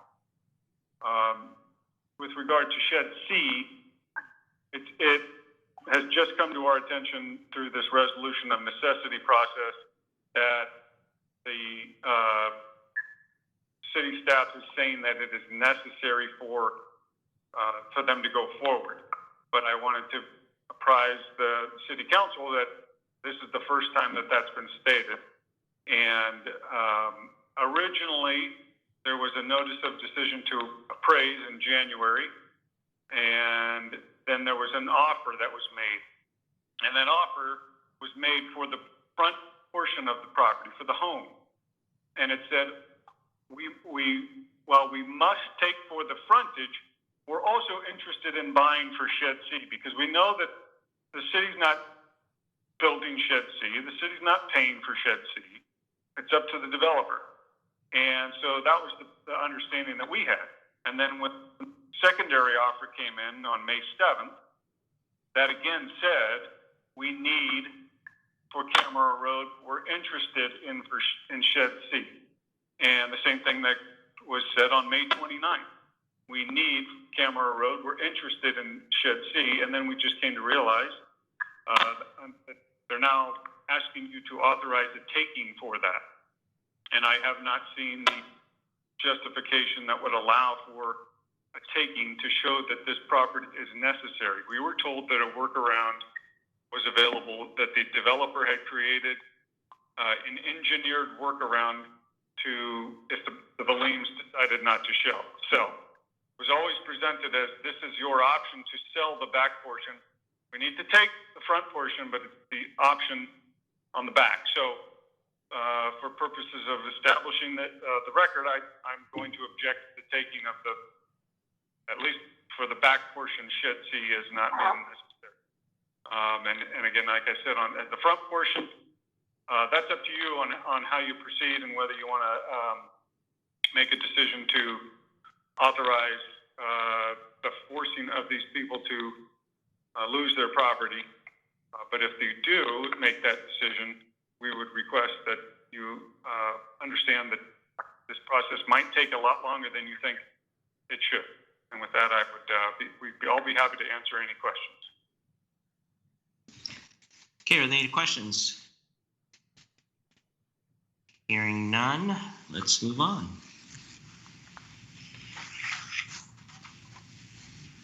And Mayor, Vice Mayor, and council members, I'm checking my comms. I do not have any other speakers signed up on item 9.1. What we currently have is that conference call line is open. And so if there's no other further questions of the speakers, that is the phone line. And if we're at the close of public comment, that is we can hang up that phone line. Okay, since there are no additional speakers signed up to speak, let's go ahead and close public comment and declare the public hearing closed. Members? I'm gonna close up that call line. Mayor, Go ahead. Soon. Thank you. I'd like to ask a question of staff, Public Works, if you could respond to Mr. Banning's comment about the timing and of acquiring the property now, and maybe any of any flexibility the families would have if we went forward with this today, to stay on the property until such time as construction started. Yes, Councilmember Stern, this is Bob Murdoch, Public Works Director. Well, we're starting the process now in order to stay on schedule to be able to go out to bid in January, which realistically means the Valims don't have to move now. They don't have to move during the summer. They could, if we could find them a replacement home, or perhaps there could be a home built on the property, modular home placed on the property. There is time to do that. Moving out in the fall would obviously get them out of the way of the project, but it's not something they have to do in the next few months. But we do need to start the process so that when we go out to bid in January, we do have control of the property, so we're not having to bid at risk and not knowing if we're going to be able to award if they're still on the property. Okay, thank you for that. And I do want to say to the Valims that I'm sorry that they had to endure any unprofessional comments from contractors. This process is difficult enough as it is. And I empathize with the meaning and sentimental value that this land and your home has to you, and the impact this decision could have on you if we go forward. Resolutions of necessity are, necessity, just that. It's not because the city or any of us choose to inconvenience you. But I know there's from what I understand, and I'll ask for validation here from the city attorney. If this were to go forward, there's still opportunities to continue negotiating with Mr. Banning and the Boleyn family to try to reach an agreement. Yes. Asking the city attorney. Okay. Yes, this is John Hobbs, the city attorney. Absolutely, Councilmember Suen. We will continue to negotiate with the Boleens and their attorney to see if we can reach a resolution moving forward. We would do that in any resolution of necessity context, and particularly this one. Okay, thank you. That's all the comments I had for now. I'll defer to my other council members. Thank you, Mr. City Attorney. That makes me feel a little bit better. Obviously these comments are very emotional, and this particular probably has a lot of meaning to the family, and I recognize that. And so I am, faithful in that there would be a resolution. But I think Councilmember Sun said it correctly. This is out of necessity. And so, I'm hopeful that there will be a resolution to this. Mr. Mayor.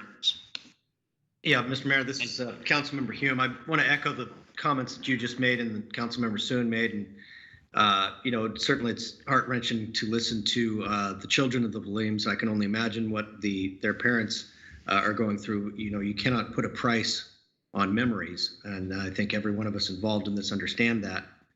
But the eminent domain exists for exactly this purpose. And there's a reason why it's authorized and codified by Congress. It's a terrible situation to tell somebody that they're quote unquote in the way of progress, and that's the situation that we find ourselves in. And I know that this has been foreshadowed at least going back to 2006, if not before, that this was coming down the pike. And so I can understand the desire to keep the status quo. But unfortunately, when it comes to the matter of how the law is written, of the greatest good with the least injury, that does not read no injury. And as far as Mr. Manning's point about adding in Shed C, I think it was the idea that to go through this process once for everything that can be contemplated was more desirable once the agreed upon fair market value price had been established, to go ahead and do that in one fell swoop.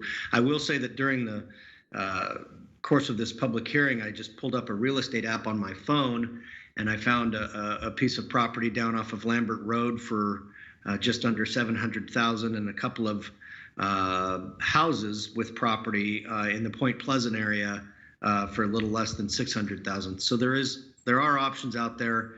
And I would encourage both the Boleyn family as well as city staff to keep diligently trying to pursue as what the attorney referred to as a workaround. Unfortunately, as I asked of staff, that it doesn't appear that there is a workaround to the scope of the project. And so I see this as sort of the idea that,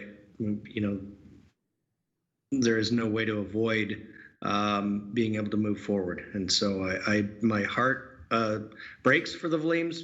I'm sure this is a difficult time, and I hate being put in this position. But as I said, I think this is exactly the type of circumstance for which eminent domain was authorized. Mayor, this is Vice Mayor Detrick. And I think it's been articulated very well by my three co-council members on the background of this. I think I'm the only one of the council members who's not only a husband and a father, but also a grandfather. And I totally understand the Boleyn's position with their family, because there's nothing greater pride to me, and it sounds like the Boleyn's as well, is your family and your extended family. But as was mentioned, this is one of those unintended consequences of progress. And, we've been hearing about, Councilman Hume brought up, I think, 2006, when this was started being bantered around. But it's been very serious for several years now. And I know that our city attorney and the staff, as well as our land agents that have been working diligently. And it's unfortunate, the comments I heard about some contractors, that is totally unacceptable. It's also, I'm very happy to hear the proud heritage you have and you're passing on to your children and grandchildren. But again, this is one of those unfortunate things. If it's 1 in a million and you're the one, it's 100% to you. And unfortunately, there's not really a good way around this situation. So I think we need to go to a vote, Mayor. All right, I'll entertain a motion. I'll move staff's recommendation. So Vice Mayor Detra, can I be clear on what the motion is? Let me just offer a proposal. Your motion would be to adopt resolutions of necessity for the Valim property, the Peschel property, and the Shergill property. Is that your motion? That's correct. Thank you. Is there a second? Second. There's motion, a second. Roll call vote, please. For the roll call vote, I will note that Councilmember Nguyen is absent. Councilmember Hume. Aye. Councilmember Suen. Aye. Vice Mayor Detrick. Yes. And Mayor Lee. Yes. With a 4-0 vote, that will pass those 3 resolutions, those ones as noted in the motion, and the items will pass. Okay, next item. With that, that'll take us on to item 9.2. And item 9.2 is a public hearing to consider an appeal of a conditional use permit, major design review with a minor deviation for landscape planner width, and a tree removal permit for green space storage facility located at the northeastern corner of the intersection of East Stockton Boulevard and Banff Vista Drive. And Mayor, Vice Mayor, and council members, I think staff are doing some transitions just in order to set up the staff members that are going to be presenting the item 9.2. So we're just doing a bit of transitions as they move into place, and we should have our staff members up with a display of a presentation here fairly soon.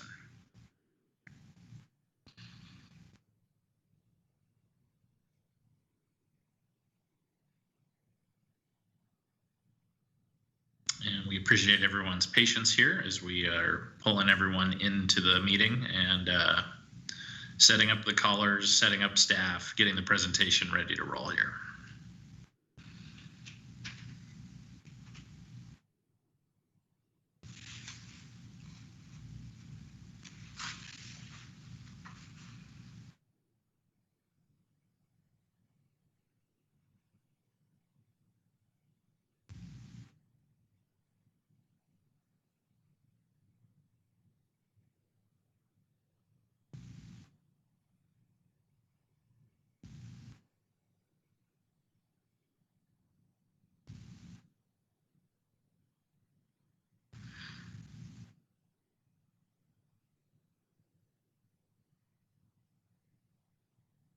I believe we've got people on the move, so we should be getting set up and positioned here in order to start off for item 9.2. And part of the big telling element will be when the big presentation element splashes onto the screen, and we might have some movement as well in the team's environment of staff members stepping in. But again, thank you everyone for your patience. I believe we are also working on getting the applicant team again on a conference call line, and then checking to make sure that we have our communications channels open for public comment on the item.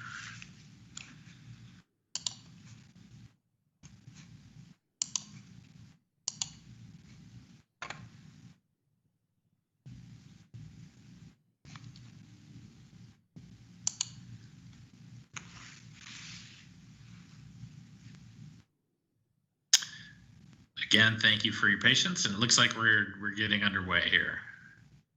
Looks like staff will be pulling up. We've got the visual on the presentation for item 9.2.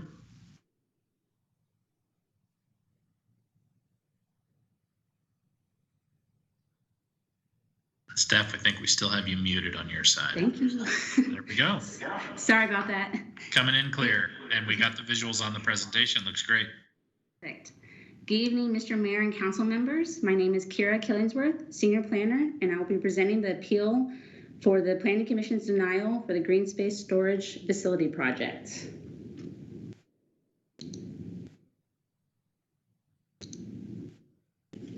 The project is located at the northeast corner of East Stockton Boulevard and Banff Vista Drive. The surrounding uses are the following: a church to the south, an office park to the north, Highway 99 to the west, and a residential neighborhood to the east.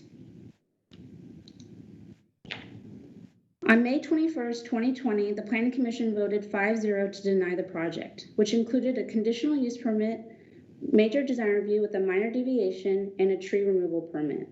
The proposal was to construct a 3-story, 133,468 square foot single building for a personal storage facility and an accessory office space on a vacant parcel, and remove one valley oak tree on the east side of the property. The property is zoned general commercial, and the personal storage facility is a conditionally permitted use in the GC zone. The storage facility will have approximately 1,000 units on all 3 levels of the single building. The units will range from 25 square feet to 300 square feet, and the office space will be on the ground level about 1,900 square feet near the front of the building. The hours of operation for the office will be 9:30 a.m. to 6 p.m. with 1 employee at a time, and customers will have access to the storage facilities anytime, 7 days a week between 6 a.m. to 10 p.m. The layout of the project will be a single building situated in the middle of the property with a singular access. 2 driveways from the site, one from East Stockton Boulevard and the other from Banff Vista Drive. The property will have 9 parking spaces at the front of the building near East Stockton Boulevard and 15 parallel spaces on the north and south sides of the building for a total of 24 parking spaces. An open material fencing will be installed on the east side of the property. A solid wall will be on the north side. Both the wall and the fencing will have landscaping to screen, as there will be landscaping around the perimeter of the property with an assortment of trees and shrubbery. There will be a minor deviation request to reduce the width of the landscaping planter on the west side of the property off of East Stockton Boulevard. The zoning requirement is 25 feet, and a portion of the landscape planter on the southern side will be approximately 16 feet from the property line and approximately 24 feet from the start of East Stockton frontage line. As presented at the Planning Commission meeting on May 21st, the building height would be a range from 28 to 33 feet. The maximum building height for the GC zone is 40 feet. However, if the building will be less than 100 feet from the adjacent residential neighborhood, the maximum height is 20 feet. But with the design review process, the height can be determined if consistent with the surrounding uses and the property size. The proposed building will be about 85 feet from the closest adjacent neighbor on the northeast side and will be screened by new trees and will have a mixture of colors and textures to reduce the mass and bulk of the appearance from the adjacent neighborhood. As originally presented at the Planning Commission meeting, it included a mixture of colors and textures with a variety of windows, faux and operational, defined entrance, and wainscot that wrapped around the building.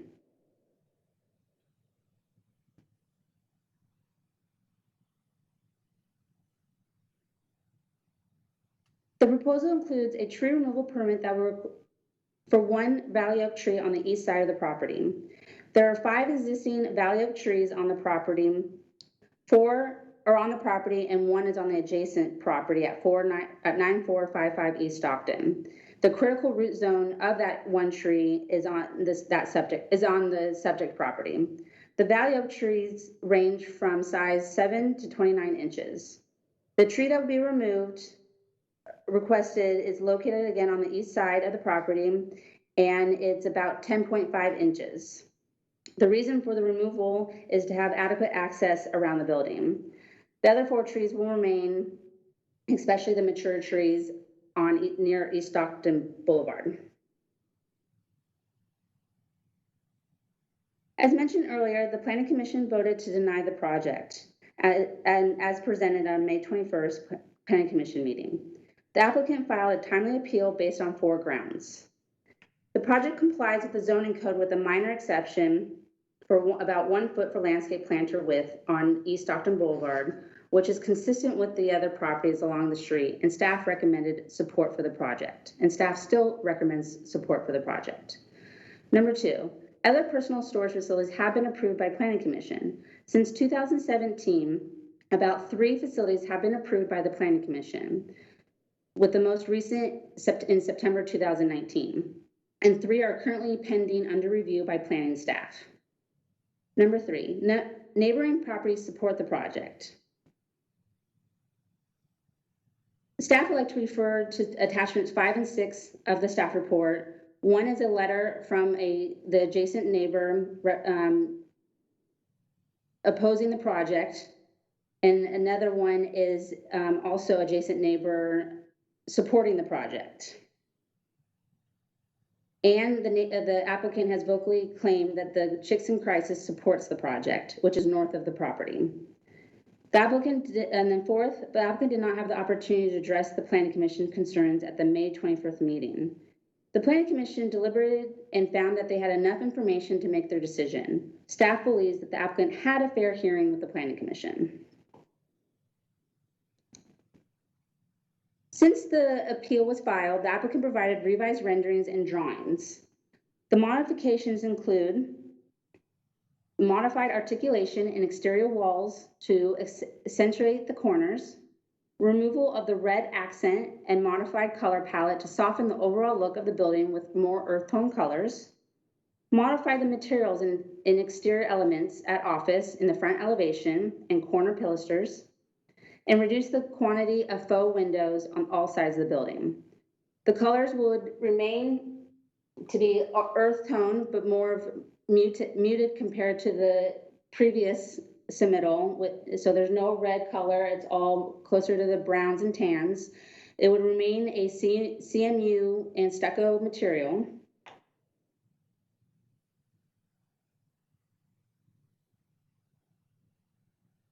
Staff finds that the project is exempt from further environmental review per section 15332 infill development projects, as the project is within an urban area on a 3-acre property with no habitats on site. The applicant provided a biological resource analysis that determined this property had no value as habitat for endangered species. Then you put a $300,000 And the project will comply with the city's climate action plan, EV charging stations, photovoltaic on roof, green building practices, and they'll have 4 spaces for bikes in the front of the building. The general fund will not be used to pay for any infrastructure or construction costs associated with this project. As staff continues the project, staff recommends for the City Council to grant the appeal, reversing the Planning Commission's decision, and approve the conditional use permit, major design review with a minor deviation, and a tree removal permit for the green space storage facility project. However, should the council wish to deny the appeal, an alternative resolution has been included in the staff report in attachment 2. Staff is available for questions, and the applicant is online if the council has any questions for them as well. That concludes my presentation. Thank you. Are there any questions? Members? Hearing that there are no questions, let's go ahead and declare the public hearing open, and I'd like to invite the applicant to speak. We have the applicant on the line. You may go ahead now. Okay. My name is Todd Huntington. I'm with GPD Group. We are the architect and engineer for Green Space Self-Storage. I would just like to thank staff for their presentation, and I won't reiterate everything that Kara said and waste your time, but just wanted to briefly say, obviously, we're asking for your consideration for the appeal of Planning Commission's denial.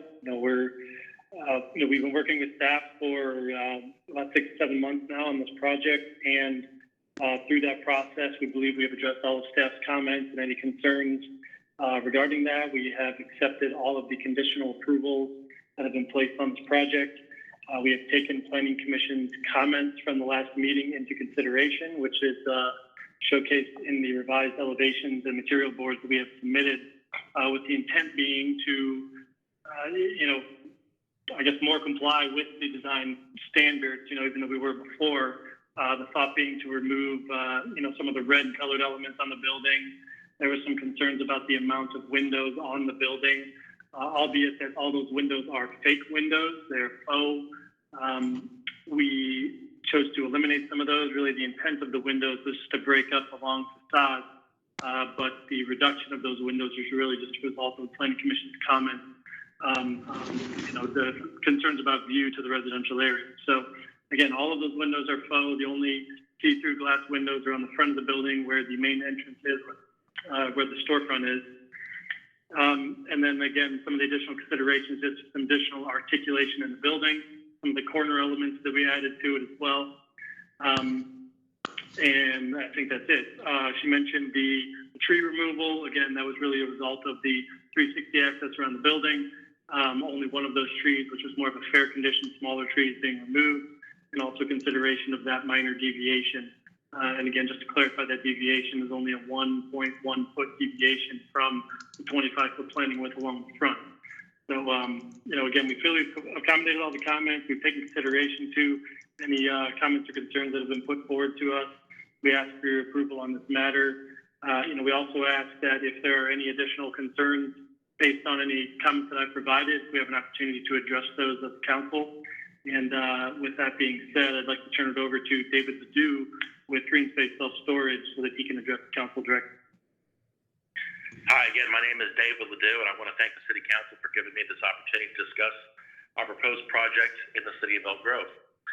My company, Green Space Self-Storage, is a very small company focused on self-storage construction solutions with an emphasis on environmental conservatism.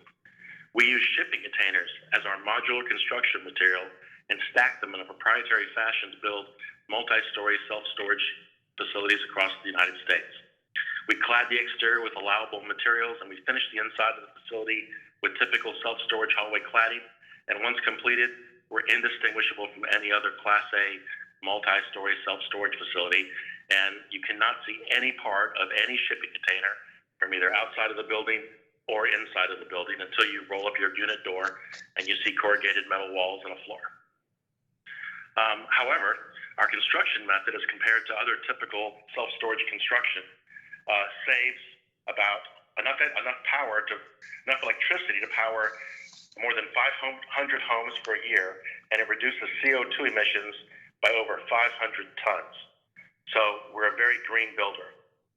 Green Space is looking to invest about $12 million on this project, and this will be the first project of its kind west of Houston, Texas. We have carefully chosen this site because demand for self-storage is high in the area and rates are well over the national average. We hope to add storage supply to help normalize rental rates while building our facility in the greenest way we know how. And lastly, we're not a merchant builder. Our investors have a long-term hold strategy, so we expect to be part of the community for a very, very long time. And that's all I have to say. I wanted to thank you again for the opportunity to address City Council. Okay, thank you. Anyone else, applicant? May Yes. May I have a question for David? Mayor, all right. Go ahead. David, this is thank you.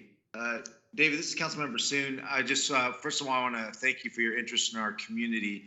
I do want to ask you regarding the windows and the vegetation. As part of our consideration, would you be willing to add back more of those faux windows? In my opinion, if we were to move forward, that's something that I think would be more beneficial, having it look more like an office.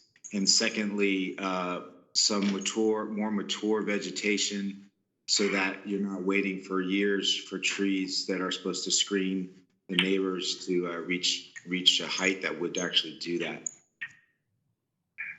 So I appreciate your questions, and absolutely, our original design had more faux windows in it, and so we would certainly we took them off because that was comments from the Planning Commission, but we'd be glad to add them back on. And as concerned to the trees, absolutely, we will certainly put more mature trees on the site. I understand your concerns about that, and again, we are looking to be in the community for a long time, and we want to be good neighbors, so we will absolutely do that. Okay, thank you very much. Anyone else? Yes. Greetings to the Mayor Lee and the council members. My name is Cecil O. Williams I.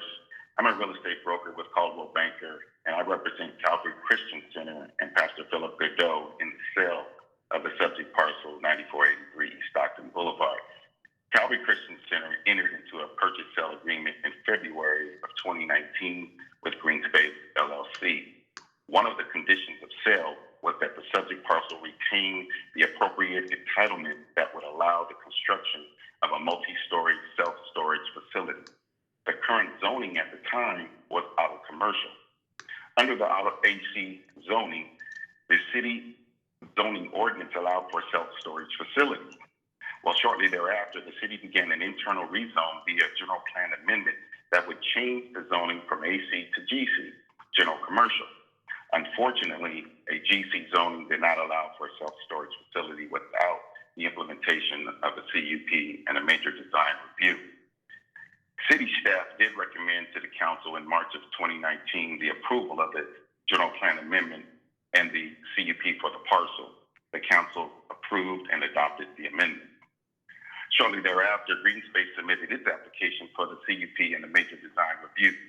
After several revisions to the application, the city staff provided its recommendation to approve the CUP and the MDR to the Planning Commission. Of course, we know the Planning Commission met last month and denied the application on grounds that I thought were very minor in nature. They also would not allow the applicant an opportunity to rebut and address any of their concerns. Pastor Godot and Calvary Christian Center has been a longtime partner with the city of Elk Grove. Calvary worked in concert with the city in the construction of the pedestrian walk bridge while surrendering significant parking spaces during the construction. The walk bridge today helps the community access the commercial shopping at the nearby Walmart, along with the extension of the bike trail. On behalf of Calvary and Pastor Godot, I'm asking that the council provide its support in granting the appeal for this multi-million-dollar project for the benefit of the city and the community at large. And I'd be happy to take any questions. Thank you. All right, thank you. Any questions from the members? Hearing that there are no questions, thank you. Let's go ahead and open for public comment. Mr. Clerk, is there any members of the public signed up to speak?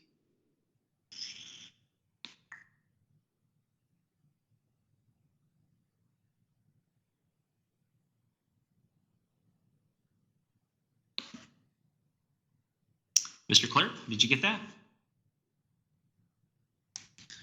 I was not unmuted. Pardon me. Sorry about that. There you go. I would ask city staff to hold the applicant team on the line. I don't have folks signed up to speak for general public comment. I did want to note that one written comment was received later this evening from Ms. Diana Trent, but it was a forwarding of the letter along with some comments, but it was that part of attachment 5 to the staff report. So she was just forwarding that to make sure that that was included as comments on the item, but I have no other speakers signed up to speak on this item. All right, thank you. Let's go ahead and close public comment. The applicant would like to come up and say additional things, or are you folks good? Mr. Mayor, this is Councilmember Hume. I do have a question of the architect, if I may. Go ahead.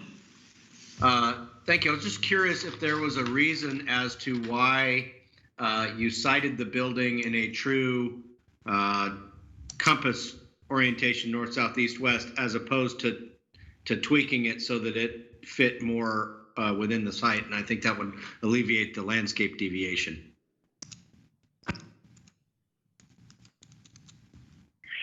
Yeah, some of the challenges that we were up against in the placement of that building was the accesses. The access on the main road to the west is we had worked with traffic and fire to accommodate how that where that location of that driveway would be, and having to tuck it all the way to the north and also creating proper turning radiuses through fire and traffic as well. So pretty much if you kind of take the building off of it and just look at some of the minimum radii that we have to establish what we need to provide that 360 access all the way around the building, and having the access on Banff as well as on East Stockton Boulevard, that kind of drove the layout of the building. So rotating that kind of pinches, if you rotate that, call it counterclockwise, it sort of pinches that one way or another. So, and then it might affect the northeast side. So, that minor deviation is a 1.1 foot deviation of, the 25 foot that's required. That's driven based on the building constraints and the radii and everything else. That could be accomplished if we absolutely had to. It would just change slightly what we'd have to do. And again, we would require shifting it to the east and reaccommodating something on the east side. So we felt keeping it farther away from Hospenthal on the east side would be the better approach. That's why we're asking for the deviation. Gotcha. Thank you. I assumed there was a logical reason. I just was curious as to what it was. And then second question is, you mentioned this, and so I'm just verifying it so it's codified for the record. There is no access onto this project off of Hospenthal Drive. Is that correct? There is not, and I believe that was one of the residents' comments. There is no access onto Hospenthal. It is off of Banff, and we've moved it as far, towards East Stockton as allowable per, the city requires in traffic and fire. And then we have the access on Stockton. So there is no access on the Hospenthal from this facility. Okay, that was a comment from the resident, and I didn't see it on the schematics, so I was just making sure they weren't seeing something that I didn't see. And then my last question is something you may or may not be able to answer. The office buildings that are all to the north of this site, although they are only 2 stories, do you happen to know how tall those buildings are in relation to the proposed 28 to 33 feet that you're proposing with this building? I do not know the answer to that question. I'm sorry. Okay, maybe staff will. Thank you. Yeah. Okay, anyone else? Any other questions? All right, let's go ahead and declare the public hearing closed. Council deliberation and direction. Yeah, just Mr. Mayor, this is Councilmember Hume again. I'm curious if anyone on staff has any idea how tall particularly the PDF office buildings are that are just, on the other side of Chicks in Crisis from this project. Mayor Hume, Antonio Ablog here, Planning Manager. I don't have those heights offhand.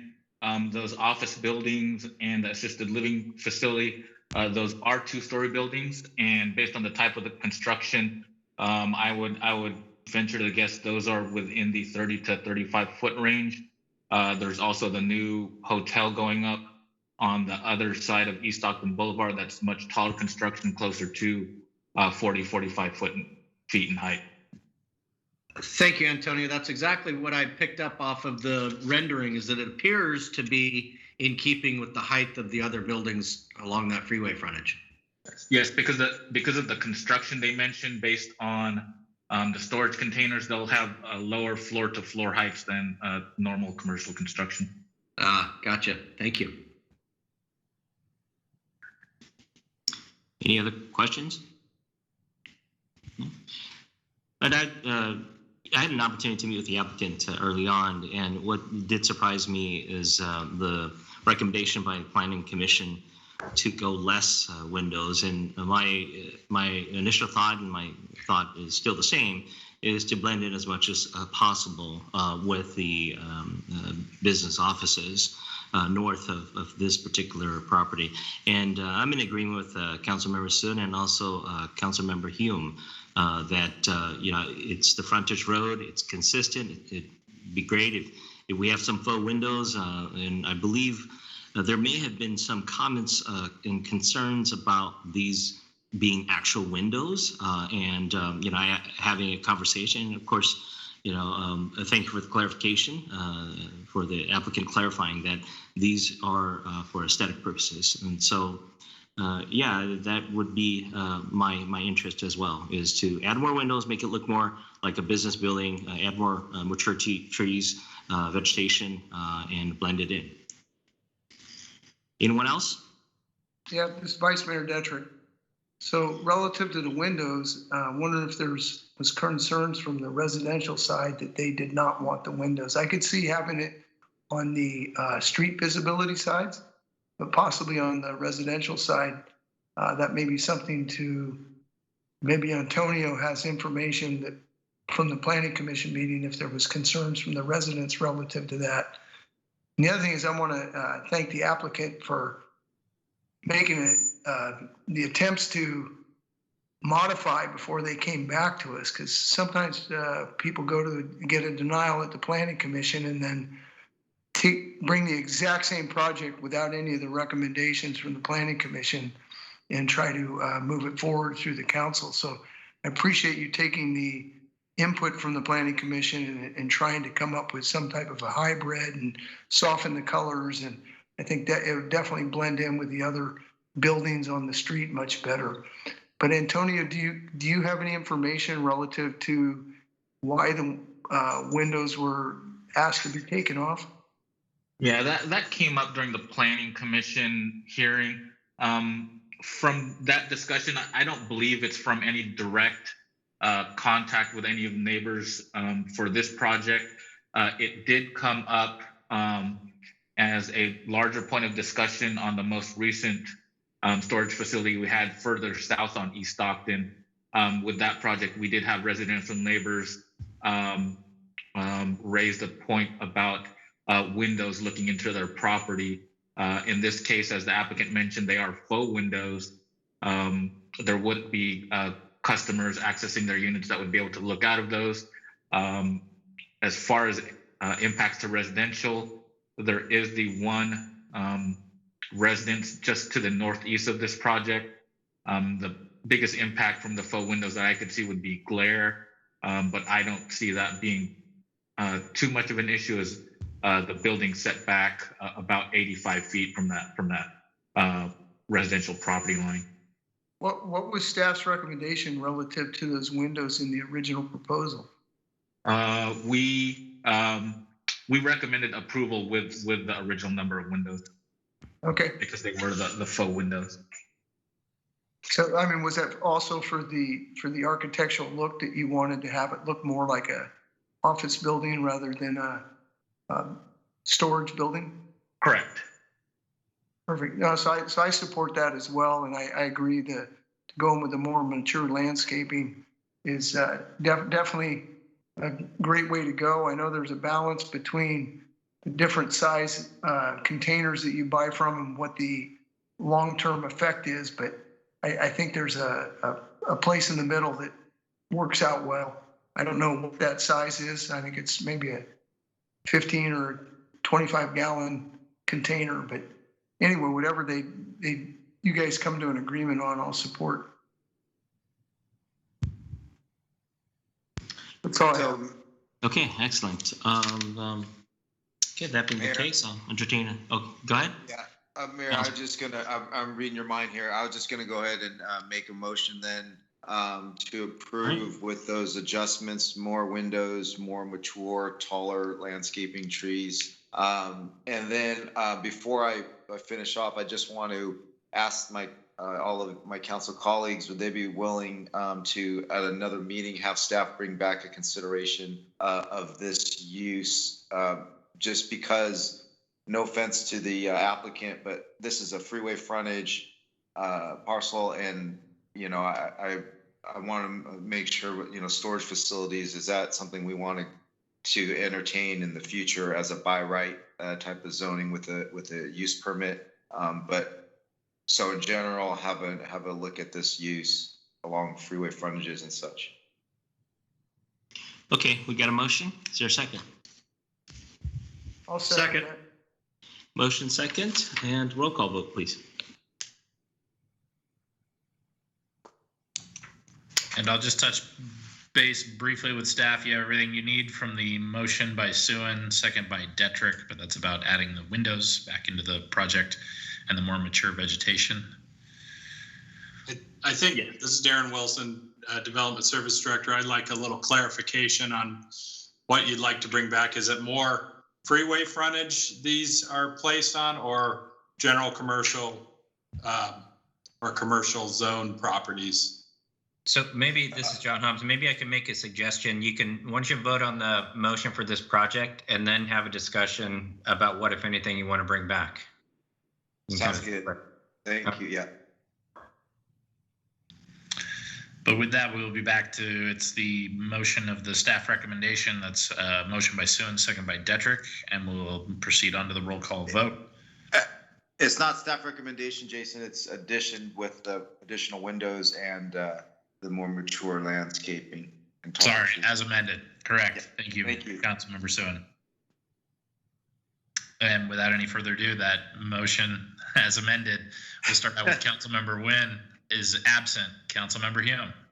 Aye. Councilmember Suen. Aye. Vice Mayor Detrick. Yes.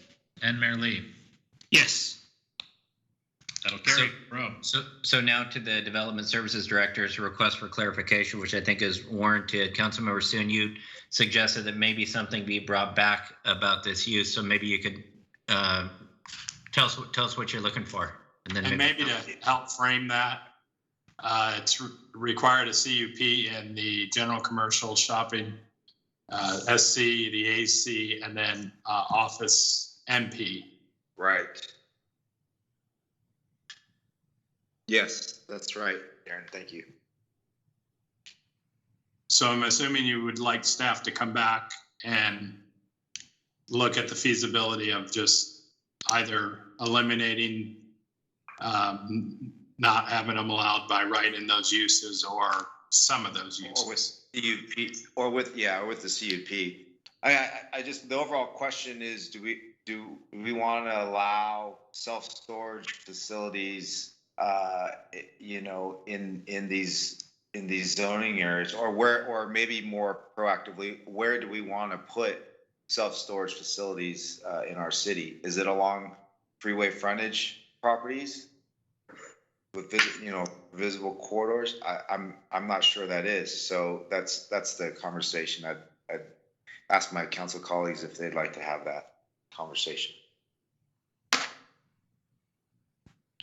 I think for me personally, having the use permit provision allows for a little flexibility for a case-by-case basis.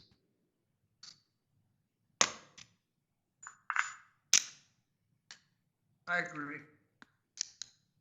CUP is good enough for you guys? Yeah, because I don't think all parcels are created equal. Just because they front a freeway doesn't necessarily make them commercially viable for other types of uses. And in fact, in this case and others, there may actually be some benefit of that type of use with respect to providing sound attenuation and something that from a shading protection standpoint. Right. Well, I mean, I was other office buildings or things could also serve that, and might be a better, or subjectively, of course, might be a better view along a freeway frontage. Assuming they were viable, yeah. Assuming they were viable, yeah. Well, anyway, I just threw it out there because it was just something I was brainstorming. So if everybody's good with as is, then I defer to the council. All right, let's move on.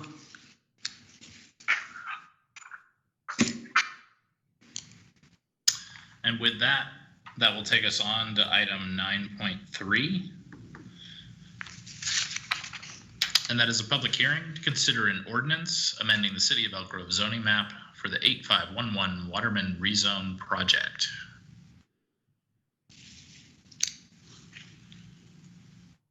And again, I think looks like Antonio is in motion here.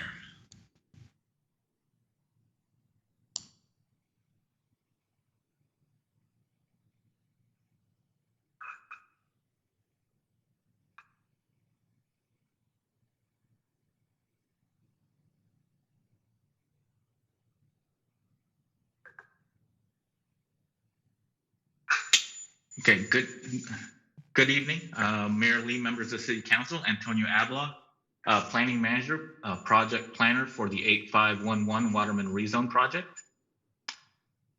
For this project, the applicant is requesting a rezone of approximately 8.1 acres from an open space O designation to low density residential RD4. The project, you can see the project site before you. It's on Waterman Road, just south of Calvine Road. The general plan is estate residential, and the zoning is open space. Currently, the zoning designation of open space is not consistent with that estate residential designation, and the requested RD4 zoning designation would be. So this is a consistency issue, and the project proponent is making the rezone request to bring the project site into consistency with the general plan.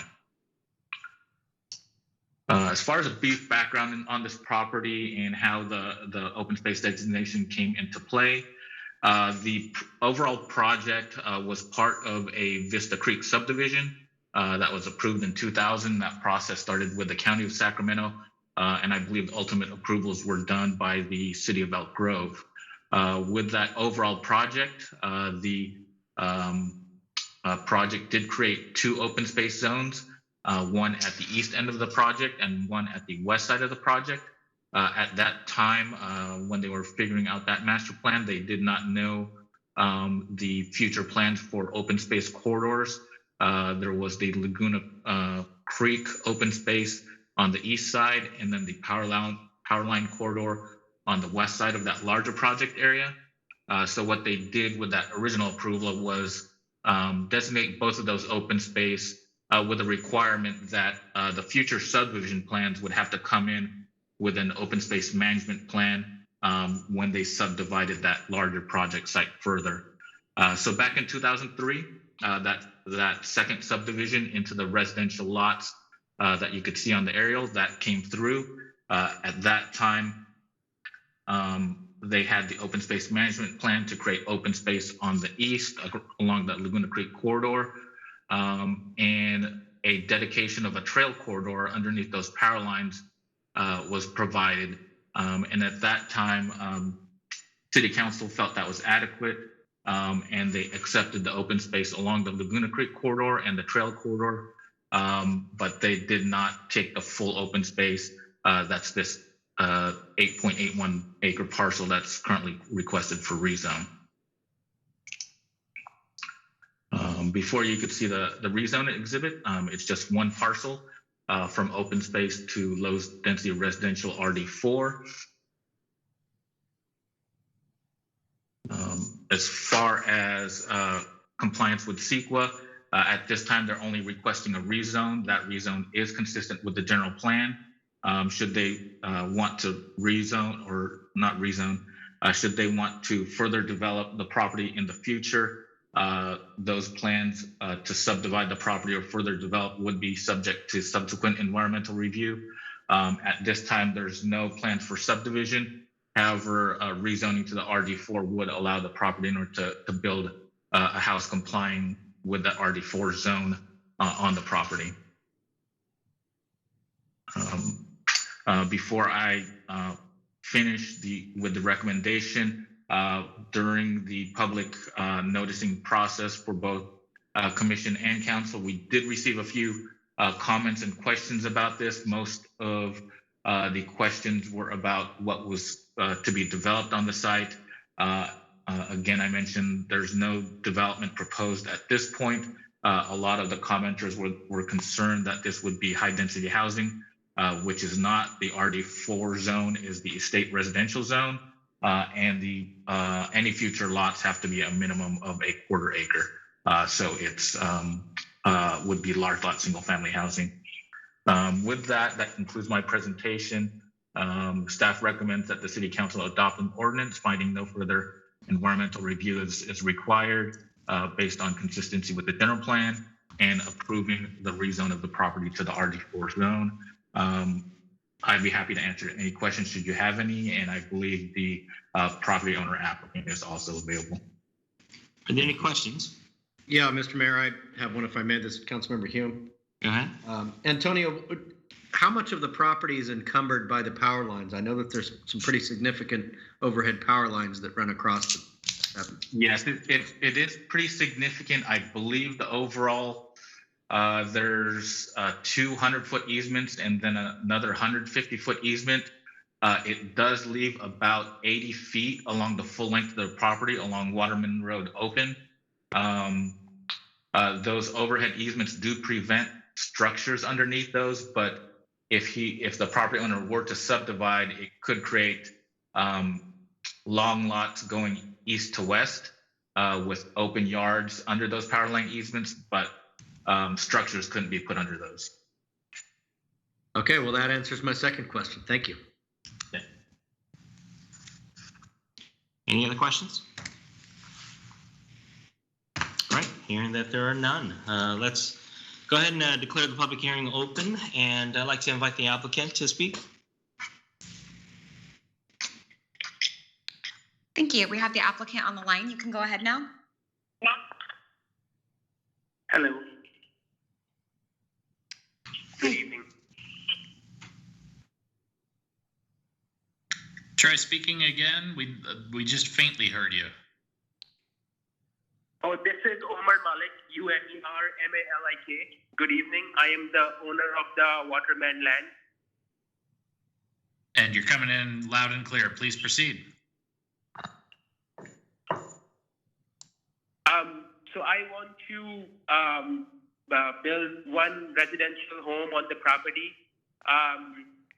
because there was some vandalism going on the property for last few months. So I want to develop one home and live in there just to give some protection to the property. If the council can consider giving me a permit, I would be very grateful.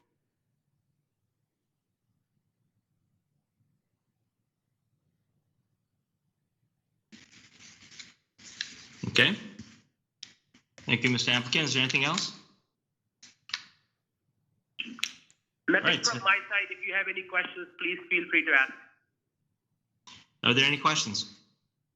Hearing that there are no questions, let's go ahead and open for public comment. Mr. Clerk, is there any members of the public signed up to speak? And I just asked staff to keep the applicant on the line because I don't have any members of the public signed up to speak on this item. So that will close up the general public comment on this item. Okay, well, I'm going to go ahead and close the public comment. And Mr. Applicant, do you have anything else additional?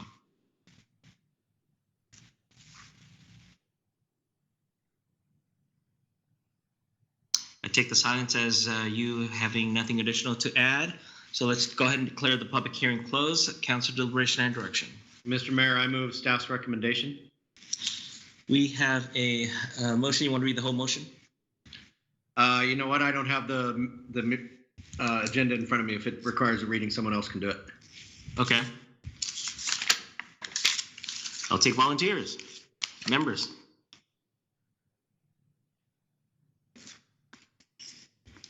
Go ahead, Mayor.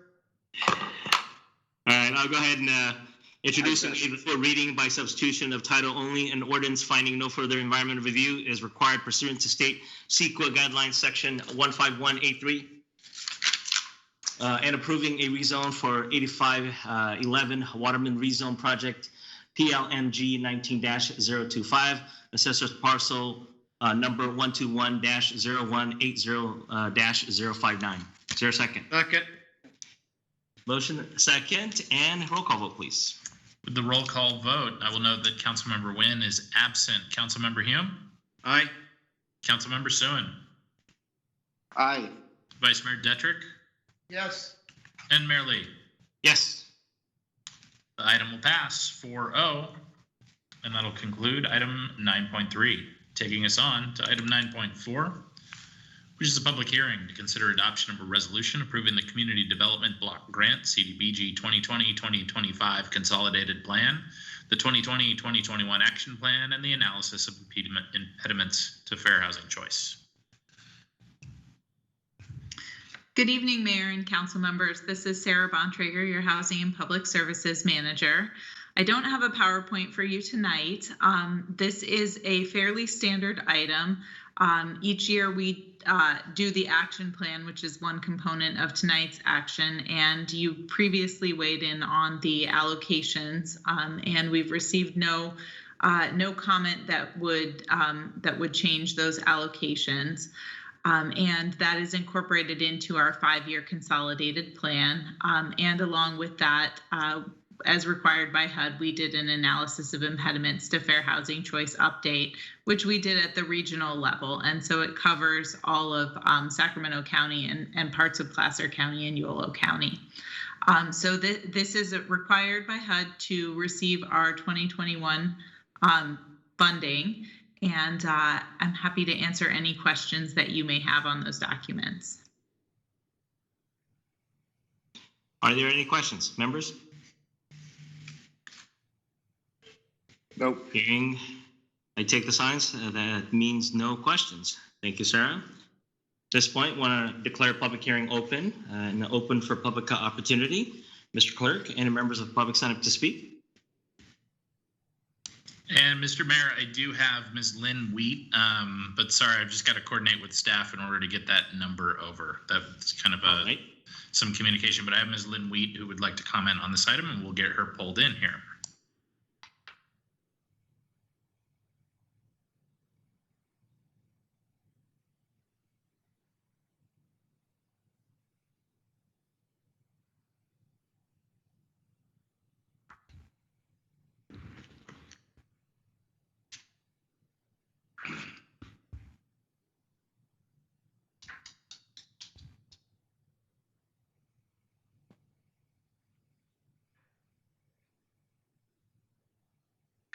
Hi, Jason. I have Ms. Wheat on the line. You can go ahead. Fantastic. Thank you so much.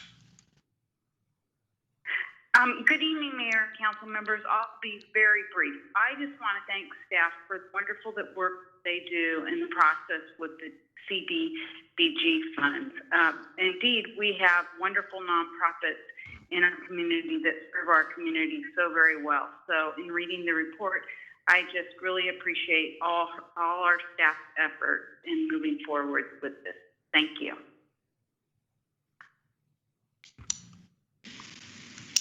All right, anyone else? And with that, that concludes the request to speak on this item. Okay, let's go ahead and close public comment opportunity and declare public hearing closed. Deliberation and direction, members. Mr. Mayor, this is Councilmember Hume. I concur wholeheartedly with everything that Lynn Wheat just said, and I would make the motion to adopt the resolution approving the plans and authorizing the city manager. Second. Got a motion and a second, and a roll call vote, please. For that roll call vote, Councilmember Wynn is absent. Councilmember Hume. Aye. Councilmember Suen. Yes. Vice Mayor Detrick. Yes. And Mayor Lee. Yes. That item will pass 4-0 for item 9.4. That'll take us on to item 9.5. And item 9.5 is a public hearing to consider approving the report of delinquent public nuisance abatement and sidewalk repair costs and authorizing their collection on the tax roll. Sorry about that, Mr. Clerk. I jumped on you there. Good evening, Mr. Mayor, members of the council. Shane Diller from Development Services. I don't have a formal presentation for you this evening. This is our annual tax roll of delinquent nuisance and sidewalk repair costs. This year, we're asking to tax roll $2,069 in sidewalk repair costs and $13,810 in nuisance abatement costs. These are all costs where the property owner has been notified and has had an opportunity to pay and has not as of yet. If the resolution were passed as is, the properties that are subject to this would still have until July 25th to either enter into a payment plan or to make payment to the city before we would send the report to the county. With that, I'm available for any questions. Are there any questions, members? Hearing that there are no questions, let's go ahead and declare the public hearing open and open public comment opportunity. Mr. Clerk, any members of the public signed up to speak? I don't have any members signed up to speak. I had received some correspondence from one of the members of the public in regards to one of the sidewalk assessments, but I believe that was taken care of by the Public Works Department earlier in the week. All right, wonderful. And then we're going to go ahead and close public comments and declare public hearing closed. Members? Got a motion There's a second. Roll call vote, please. For the roll call vote, Councilmember Wynn is absent. Councilmember Hume? Aye. Councilmember Suen? Aye. Vice Mayor Detrick? Yes. And Mayor Lee? Yes.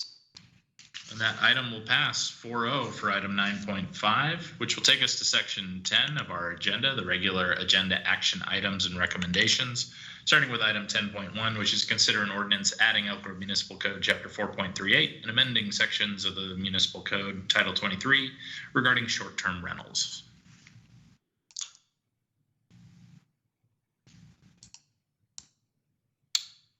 Good evening again, Mr. Mayor, members of the council. It's Shane Diller still with Development Services. This item on short-term rentals returns to you from your May 27th meeting.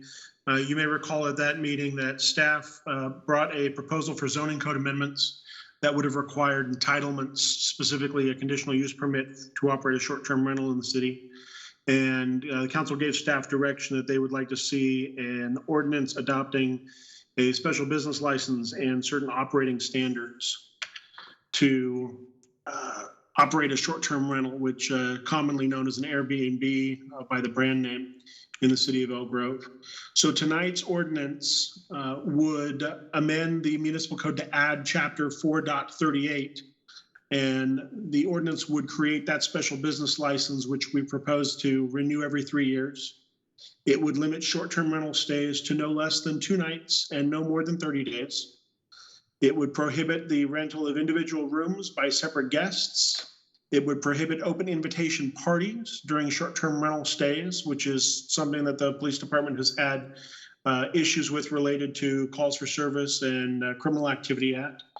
And then it would reinforce Title III requirements that short-term rentals are required to pay transient occupancy tax, and that failure to do so would be cause for suspension or revocation of the short-term rental license. We also have the... Shane, can I pause you for just a second? Certainly. So I don't forget, can you remind me why we added the bit of no more than 30 days? The definition that we have crafted and proposing for short-term rentals is to make them distinct from just regular rental of a property, is that difference between basically 1 night and 30 days. Feedback we got from the council in the last meeting was to land on 2 nights. So we kept the cap of 30 days to make it distinct from what a regular rental of a property would be, like a month-to-month type rental. So I recall the public comment the last time we heard this item. One of the people was giving anecdotal stories of say, a family that had incurred fire damage and was engaging the short-term rental while their house was being repaired, was supposed to be X amount of days, turned into 6 months. Is there a provision that allows for that sort of ambiguity? Well, in that situation, should they rent the property for anything longer than 30 days, they'd legally still be allowed to do so. And the owner in that situation would not need to have the rental license in place in order to do that rental. So what if they weren't intending to, but the people say, listen, our house isn't going to be done, we'd like to stay here longer? Then at that point, the property can still be rented as a long-term rental. If they stay longer than those 30 days, then the land use would move from the short-term rental definition to the long-term rental definition, which in the zoning code amendment we're proposing is an allowed use in any zone. Okay, thank you. No problem. So here we have those zoning code classification amendments we're proposing. One of them is to amend the definition of bed and breakfast inn to require that the owner be on site and that meals be provided.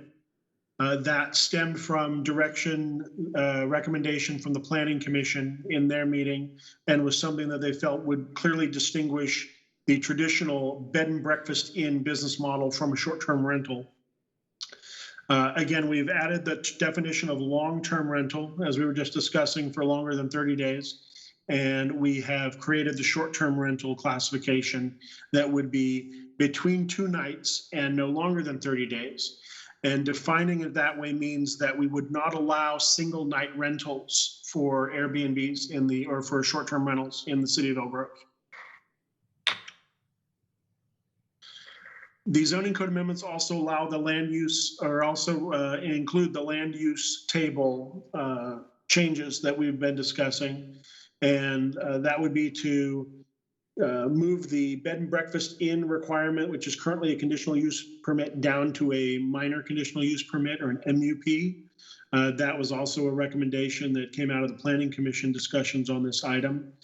The use of that MUP is also something we're proposing to amend into the land use table for short-term rentals, because it fits into the progressive enforcement strategy that I'll explain in an upcoming slide. We're also proposing to amend the home occupation section of the municipal code so that we have consistency with what we're adopting this evening in regards to what can occur and cannot occur at a home related to short-term rentals, bed and breakfasts, and hotels and motels. Speaking of that progressive enforcement strategy we're proposing, after the feedback we received from you at the last meeting, we've created a structure where the first violation that is both reported and documented would result in code enforcement using its existing process of notice and order and fees and fines. The second violation that would be documented within 1 year would result in a 180-day license suspension. The third violation that's documented within that 1 year would result in the revocation of the license. And the ordinance does allow for immediate revocation of a license if there's an immediate threat to public health or safety and public welfare. When an operator has had their license revoked, they have to then obtain that minor conditional use permit that we discussed in the last slide. And that would be obtained from the zoning administrator, and they can only apply for that after waiting for 1 year from the date of their license revocation. The financial considerations related to this licensing structure are that we would have obviously the revenue structured to recover the costs for processing and monitoring the licenses themselves, built into a fee that we're going to bring to the council on July 22nd through a separate resolution.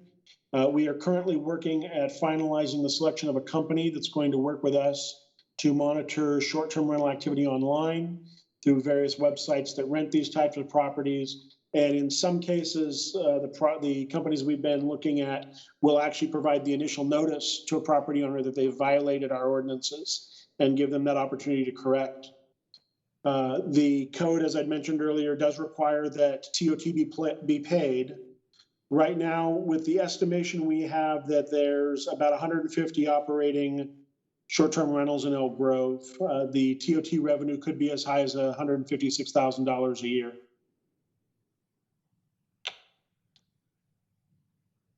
At that point, I'm available for any questions. Are there any questions, members? No questions. So I want to go ahead and open for public comment. Mr. Clerk, is there any members of the public signed up to speak? And I do not have anyone signed up in advance, and I'm just checking my comms, and I don't have any comments coming in. So no further comments submitted on this item. Okay, I'm going to go ahead and close public comments and council deliberation and direction. Move staff's recommendation. I'll second that. I want to thank Shane and your team for your diligence on going through this. I know it's a laborious process of dealing with all these outside firms, and it's very, very important for the safety and well-being of our community. So thank you very much. Councilmember Sim, did you read the entire motion? You want to read the entire motion?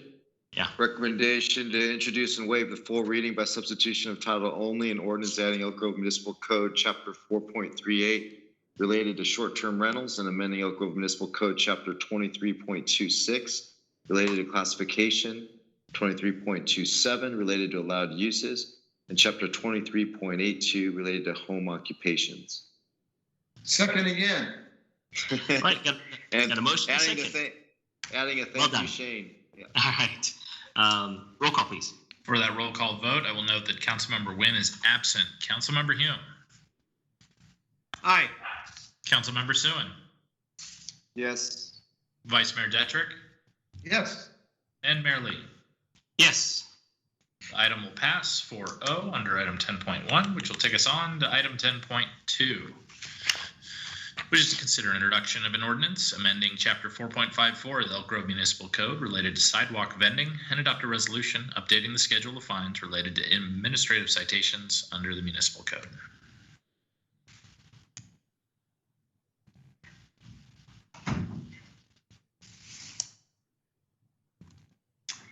Good evening, Mayor, Vice Mayor, members of the council. My name is Rosa Tapia. I'm your Code Enforcement Manager. The item before you this evening is related to sidewalk vending. It also includes a resolution updating the administrative citations fine schedule.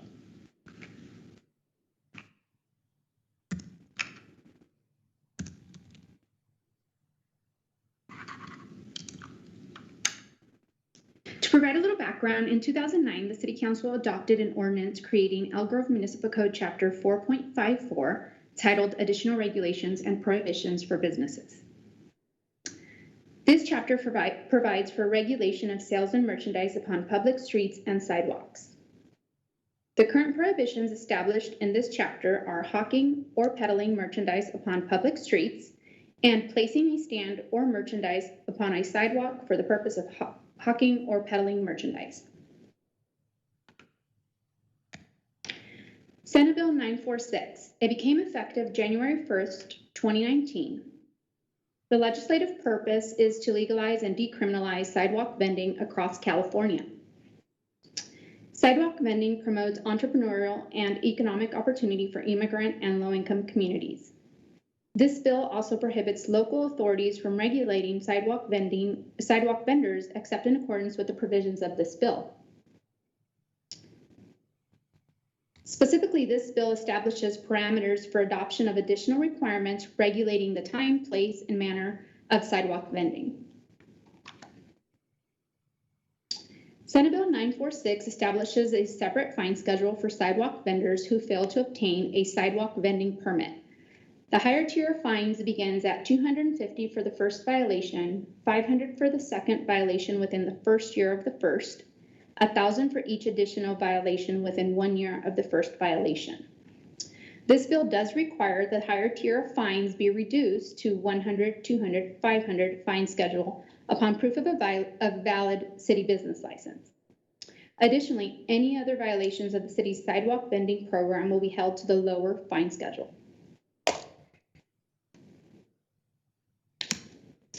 Chapter 4.54 Amendment. As allowed per Senate Bill 946, staff proposes adopting sidewalk vendor regulations. This would require sidewalk vendors to obtain 1, a City of Elk Grove business license, 2, a valid California seller's permit, and 3, a valid Sacramento County health permit. Prior to engaging in any type of sidewalk vending. Additional sidewalk vendor regulations this amendment would establish are the requirement for the vendor to sign an acknowledgement of sidewalk vending and operating standards and regulations, compliance with all ADA laws. Also, stationary vendors would be prohibited from operating in residential zones. However, roaming vendors would be allowed to engage in sidewalk vending throughout the city, if only stopping to complete a transaction. And lastly, all sidewalk vendors must follow the hours of operations established within this ordinance.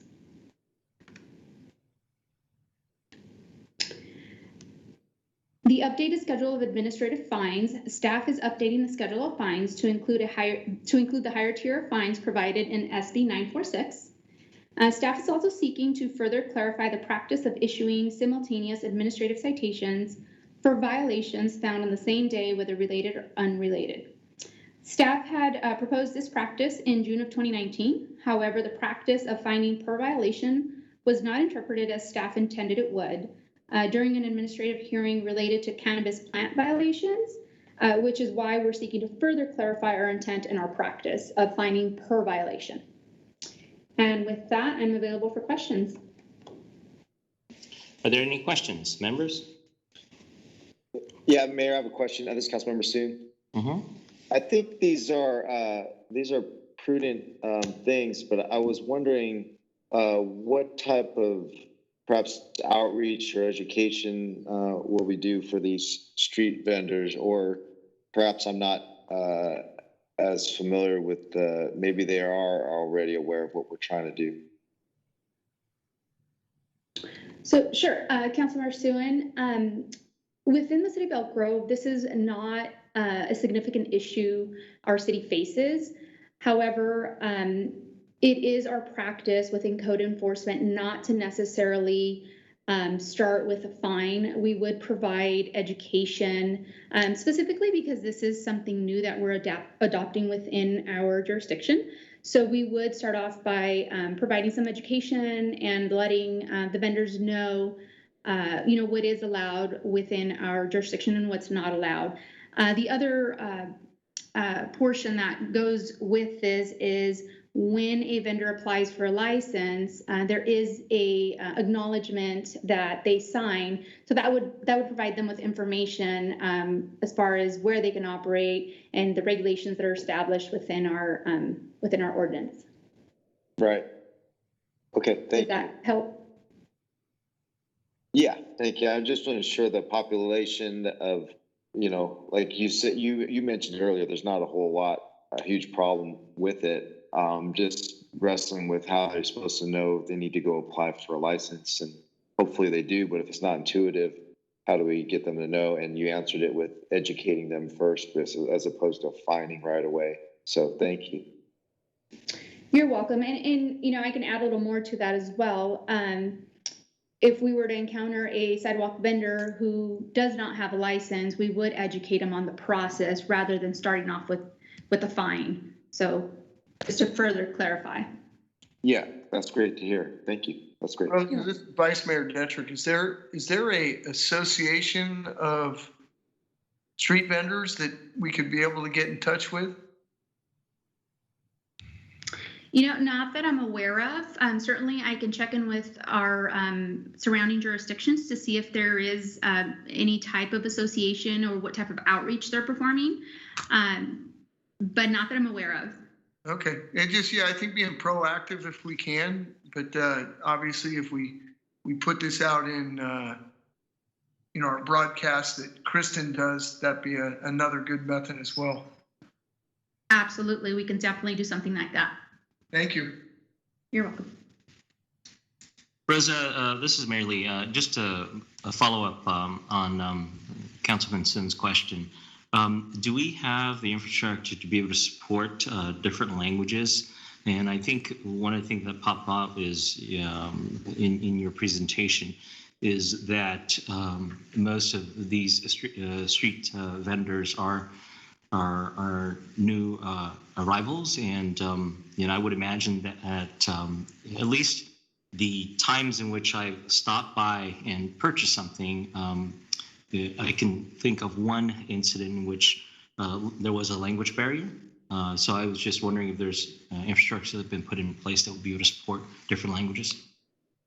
Yes, we do have the ability, if we were to create some sort of pamphlet to hand out along with the city business license, or if we were to put some information up on our webpage, we do have the ability to translate it into the languages that we see are needed within our community. So definitely. Okay, wonderful. Any other questions? Hearing that there are none, I'm going to go ahead and open the public comment opportunity. Mr. Clerk, any members of the public sign up to speak? I had no prior requests to sign up to speak, and just checking my comms, and I do not have any other requests to speak. So that would conclude submitted comments on this item. All right, I'm going to go ahead and close public comment. Councilor Dilbrecht and direction. I'll move to introduce and waive the full reading by substitution of title only, an ordinance amending chapter 4.54, additional regulations and prohibitions for businesses, and 2, adopt a resolution updating the schedule of fines related to administrative citations. Second. Got a motion and second. Roll call vote, please. For the roll call vote on those two items, I'll start out that Councilmember Nguyen is absent. Councilmember Hume. Aye. Councilmember Suen. Yes. Vice Mayor Detrick. Yes. And Mayor Lee. Yes. And both items will pass 4-0. All right, excellent. Thank you all. And that being the case, I think there's nothing else. So let's go ahead and adjourn this meeting at 8:54 p.m. Thank you, everyone. Thank you. Good night.